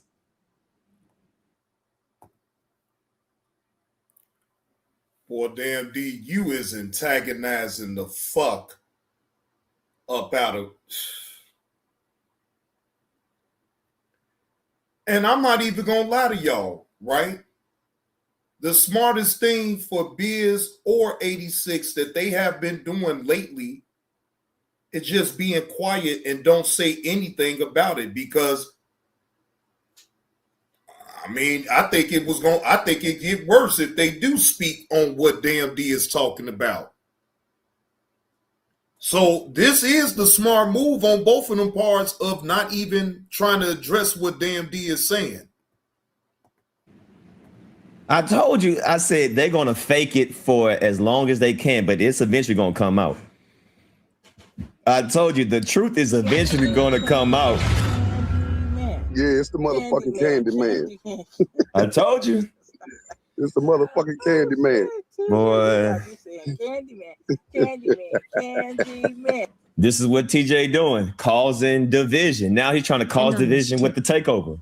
$5. Salute D. Rodney was right when he said the sector is going to implode. TJ and these people who are idol worshipping him are going to be the end of the sector. Yes. TJ is really reaching for anything to get KB to go at you. Anything. Everybody sees what he doing, bro. TJ is going to be the cause of all of this shit. TJ is the cause of all of this. Now, all of a sudden, boy, 86K, Biz, y'all, boy, listen, I'm glad I got the chat. Boy, the chat was going in on y'all, bro. Just like, do you see how people can flip on you just like that? Don't L52 be over there supporting Biz? Now, since TJ saying something, do you see how fake and phony these niggas are? They flip on you on the drop of a dime. Yo, I can't wait to go over this live stream tomorrow. Boy, listen, the fake and phony are being exposed. All these people be supporting Biz. They be fake supporting Biz. Highly favored. Oh, how you doing? Good afternoon, highly favored. How you doing? Good afternoon, highly favored. Hope all is truly well with you and glad to see you up in the chat participating with the show. But right when TJ says something, oh, okay, yeah, yeah, how can they do that? How can they? And then they're going to go right. These fake ass niggas going to go right in Biz chat tomorrow and act like everything cool. These fake ass niggas going to go right in 86K, right in Biz channel and act like everything was cool. Nah, nigga, I got your ass on video.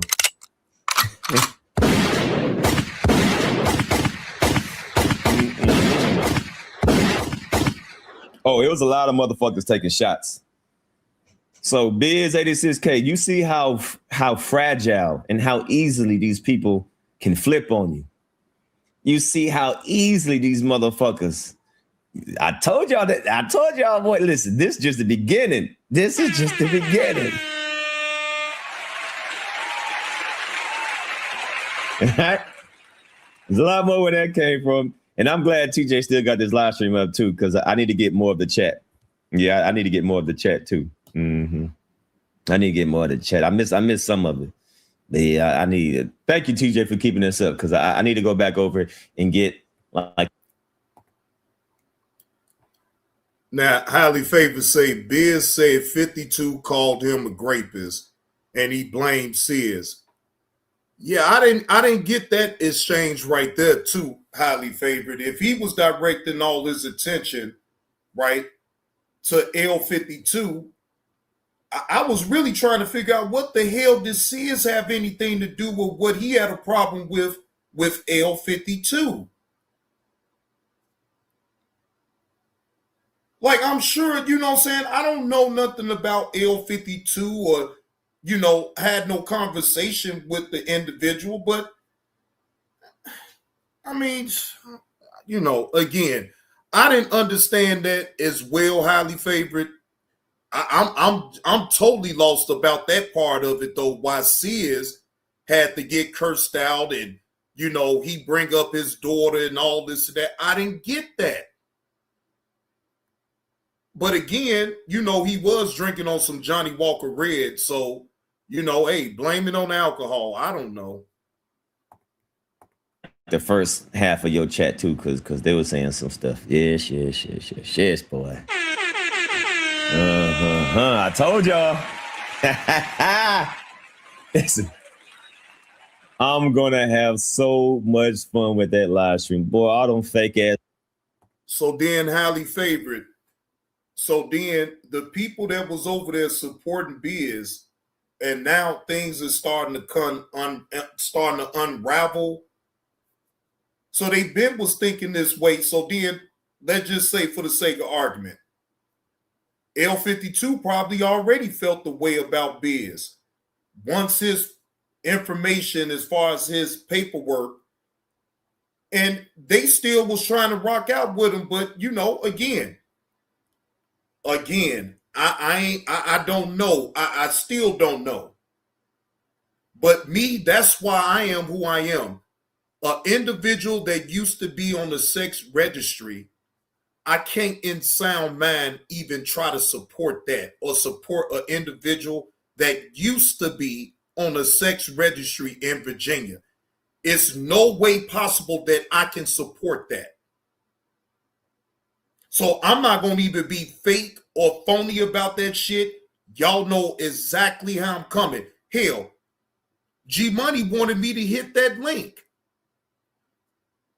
I told him no. Because in sound mind, I cannot be on a panel that I know is the dude that's the panel used to be on the sex registry in Virginia for 18 years. I can't do it. So it is what it is. And again, I don't have no personal problem with no Biz. I don't have a personal problem with G Money. But when you involve yourself with the fuck shit, hey, narratives is gonna come either way. His narratives that he was doing, that fake ass outrage that he was doing. Yo, I was sitting there laughing. I'm like, dude, this dude is a master manipulator. Man, all them fake ass narratives that nigga was saying. So what you trying to say? I'm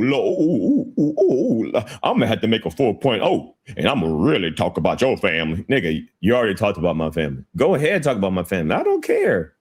That's not gonna faze me, bro. I want you to show your true colors. I want you to show your true. Didn't I tell y'all a long time ago, I'm gonna make TJ talk about my family? So Biz, why don't you be smart at this point, right? You jumped out the window on Sears because he is talking about something that's actually true about your paperwork. You don't appreciate him calling you the P word, right? So, ladies and gentlemen, like I asked y'all beforehand, what do you call an individual that used to be on a sex registry? What name would y'all call a person like that was on a sex registry? Whatever y'all answer be, it is. But please, can anybody up in the chat answer that question for me? If you know without a shadow of a doubt that a person was on a sex registry, what is the proper name that you call them? Go right ahead, bro.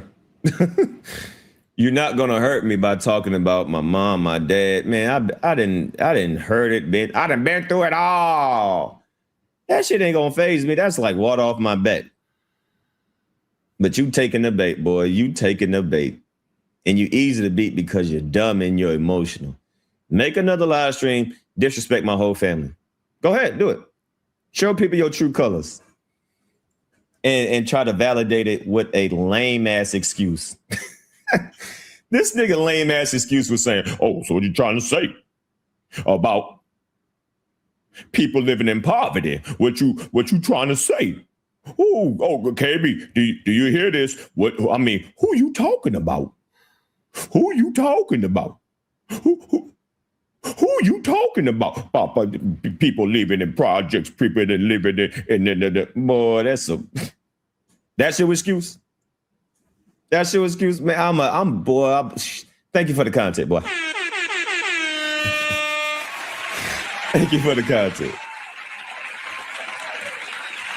Hey, it said all Kwame supporters, if these ignorant can't see what he's listen, TJ gonna be the reason of all this shit. And he think he gonna hide it on video. New boy, I was recording the hell out of that mother. I said, I got the chat too. Got everything. Boy, I said, damn, boy, they flip it on Biz in 86K. Just like that. Ooh, got it. Ooh, boy, I can't wait to go over this. But anyway.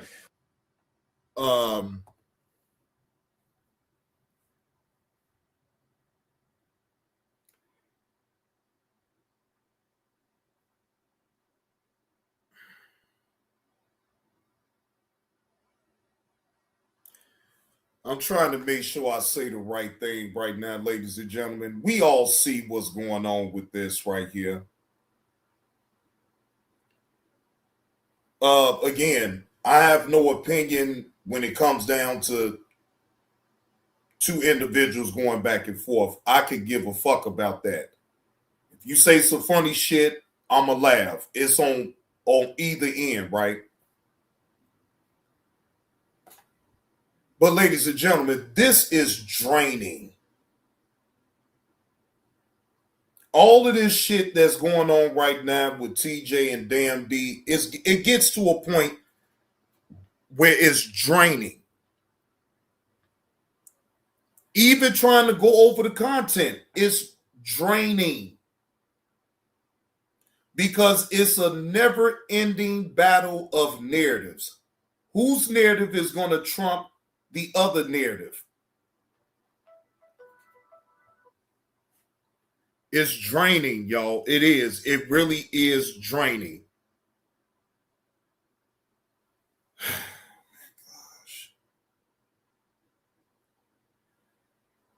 I'm trying to appease y'all, though, and stay live for a little while longer. But, man, look, I'm real close to cutting this shit on off. I'm not even going to lie to you because it's just draining. We got to go over this video right here. All right, so we got TJ Candyman hypes up the candy lickers. As y'all see, as y'all heard TJ live stream, boy, he hyping up the candy lickers, man. The candy lickers unite. He over there hyping up the candy lickers because I'm exposing him, because he can't fight on his own. He can't fight. Hold on, let me skip past some of this because I think that's why I'm really getting drained. Like, damn D, I get it. You doing your show. But let me skip past some of this shit right here because it's really starting to drain me out right now anyway. Which didn't expose nothing. Because everybody knows that I recorded your video. Guess what? I recorded your last video. I recorded all your videos. See, y'all, I proved to y'all that he records everything I do. Everybody already knows that, dummy. Everybody already knows that, dummy. I record everything you do because just like the coward that you are, you hide. Just like the coward that you are, you delete your videos. So there's nothing to expose. I record everything you do, boy. Everything that you try to say in the dark, I'm going to put the light on it. It's really that simple. There's nothing to expose because everybody knows what I do. Okay? So, we got the candy lickers. Do y'all like my avatar? What's up? Hey, lovely, Agent Smitty. The play with. I need to get to the bottom of what TV, man. All right. Hopefully. Come on. I want to get to the part of where he's going over TJ video. Again, no disrespect, damn D. I know you got to do a show, but damn. Sound like you got a twirl. Man, it sound like you over there twerking. That champ is here. Boy, all that projection. That projection, boy, you sounding real, boy. You sound like you got some Skittles in your hands right now, boy. You just popping them Skittles in your hands. Starburst is flaming coming at you. The champ is here. That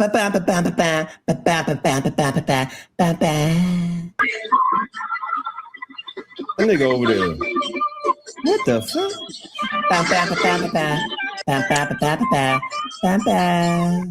Boy, you sounding real. Yeah, I see why you like Candyland. I need to get to the part of where he's actually going. We're live about it. I mean, that's for one. Okay. That's okay. I probably would have never went live about it.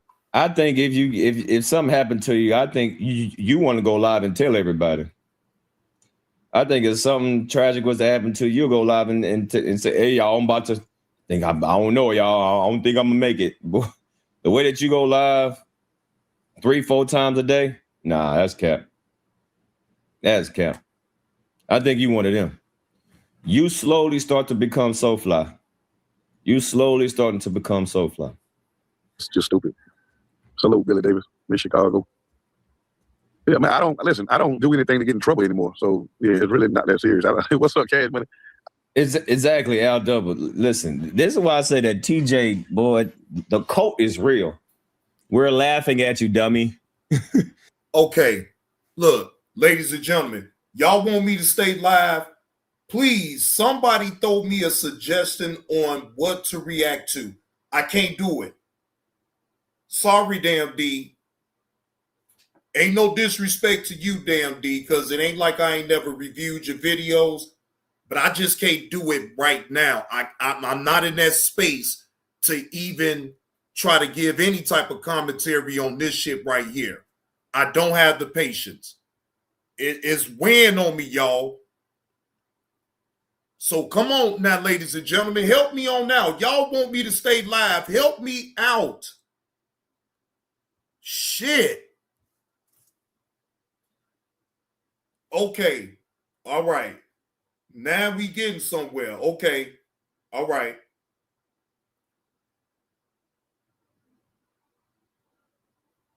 Because I'm telling you, I was gonna end this goddamn live. I ain't lying. I was gonna end the goddamn live because I just can't, y'all. I'm sorry. I can't. I'm not in that mind space to even critique this video again. If I was, I would have continued with it, but I'm not, and I ain't gonna fake it with y'all right now either way. All right, so shout out to Carlos King. All right, shout out to Carlos King. All right, let's go here. Nice change of pace right here. Hold on. No, I can't do it, man. That shit was just driving me the fuck crazy.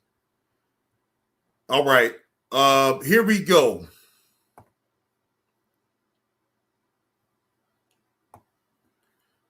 All right. Now, Carlos King reviewed a body cam footage video, right? Now, the title of his video is his girlfriend beat him up and lied on him to get him evicted, but she was arrested instead. Again, shout out to Carlos King for getting this body cam footage and actually doing a reaction to it. Yeah. Highly favored. You took the words right up out my mouth. It is getting, and again, I understand. So I'm not disrespecting nobody. I understand what Damn D is doing. I get it. But I'm at a point where I'm actually tired of listening to that shit. It's the same shit until something really hits and something really is really worth talking about. I'm not going to continue to waste my time talking about that shit. I explained your options of what I can and cannot do. I asked you to be an adult You chose not. He needs to go. He needs to go. Look what she just did. Yeah, I did because you won't get out. He keeps grabbing me. He keeps grabbing me. He keeps grabbing me. That's why I told you have to remove him. You have to. She bit me because I wanted to go in the bathroom and close the door. She proceeded to grab my stuff. I grabbed want him out She started tonight. pulling me. I want him out. I tried to remove myself, and this is what I got. All right, what's up with the YouTube fam? I'm back again with another video right now. Listen, the title of this video says that she begged her boyfriend to leave until this happened. Now, I don't know what the hell didn't happen, but I do want to say, man, like I always say, and I will continue to say, that if somebody wants you out of their house, just leave, because you're not wanted there. And I would hate for you, me, or anyone else to be somewhere they're not genuinely wanted. You feel me? But if you're paying bills there, if you have nowhere else to go, I can understand you not leaving and things like that for sure. But at some point in time, you know, it's best to try to get yourself together. That way you can get on your feet. But they always tell you, it's been like a rule that people been having for years, to always have your own place until y'all get married or something like that. You feel me? But hey, it is what it is. People gonna do what they choose to do, and it is what it is. But anyway, we're finna get into this and see what the hell is going on with the whole situation. Now look. All right, let's move on. All right. Dispute call from a woman known for repeatedly making false reports about her boyfriend when she doesn't get her way.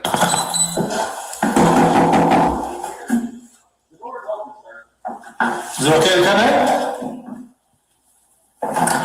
Sergeant Smith, please. Right. Have we got a call? Somebody Check his arms because he just grabbed a knife. I told him he got to go. That's what sir. Well, I mean, first things first. Like, is everybody okay? Like, yeah, I'm good. At least I'm okay. Do we need EMS right now? No. Okay. I'm gonna talk to her. What happened? What happened? Yeah. Okay, so basically, I'm not gonna sit here and waste your time with this long story. Long story short, he said something that was rude to me, and I told him that was highly unnecessary. That was the first strike for real, because he's really been doing a lot of shit. He's 20. He want to get married. He want to do all this right bunch of shit. But when it comes down to being a grown up and having grown up conversations, he doesn't want to do that. So I closed his laptop, and before I knew it, he hauled off and threw me across the building and slammed me on my head and put bruises on me, just all types of shit. So I'm like, there's no way you just put your hands on me. Now, normally, I would have just defended myself, but I'm not about to keep doing that. I'm not going to keep fighting. You can just go. So I called you off. Now, did he get punched in the process of that? Yeah, he did, because he was throwing shit around my house, and you're not about to throw my house. What do you think would be a good plan tonight? He has to go. He has to go. He can't be here. I don't want to look at him. Like, putting your hands on me is crossing the line. So I know that might be plan A. What would plan B be? Because I mean, if he stays here, he's allowed to be here. I can't force him to go. Right. Is there separate rooms you guys just hang in, and with the rising sun tomorrow, take a fresh new approach on a new day? You understand that I can't force him up out of here, just like I can't force you. Well, my name is on the lease. His isn't. So if we wouldn't take it there, my paperwork, my meals that come here. Bro, just leave. It don't matter if you helping her with the bills in that apartment that's her name on the lease. Bro, when it's that toxic like that and there's no reconciliation with the situation, just leave. Just leave. Just leave, man. Say city. That don't. And he already was banned. And I could pull that up too if we got to take it there. She gonna get kicked out. To the papers all night and talk about how he's banned. So I would actually kind of have to, because he's banned. One, I can't take action on any of that, and two, you're gonna get yourself in trouble if you want to go down that route. Right. I know, but they already. Hold on. They right. I was just thinking that, like, this girl gonna get herself kicked out because you said he was banned already. He ain't on the lease and different things like that. So she to the point. Oh, she's stupid. Why would you tell the police that?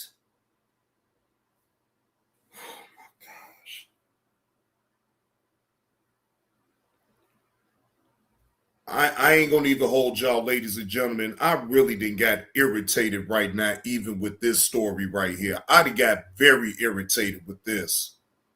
where she ready to crash. Whatever happens, just happens. So she really tired of his ass being there. I just feel like when it's a situation like this, man, it's going to end up with someone being hurt.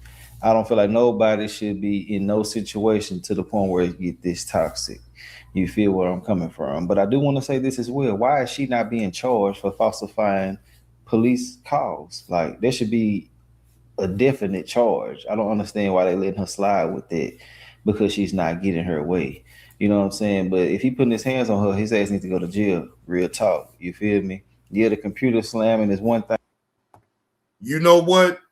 That's exactly what I need to do. Reset myself, because this goddamn story got me irritated. I was already irritated by trying to do a reaction to Damn D's video. I think that's where it actually started at. I got irritated trying to, you know what? Just shut my goddamn mouth. Keep the change, laid it out. Just take me a break. Yeah, I need a break. I need at least a 2-hour break, and then I could come back and give y'all another show. But I need to take a break away from off of this. I've been live for 4 hours now, ladies and gentlemen. So it ain't like I just been live for just no hour, no 2 hours. It's past 4 hours I've been live. I seriously need to take me a goddamn smoke break around here. Because my nerves, they got completely bad around here. Man.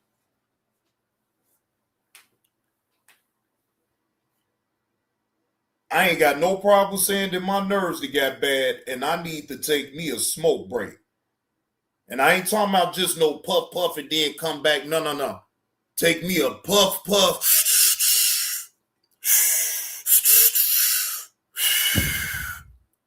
Put that motherfucker out.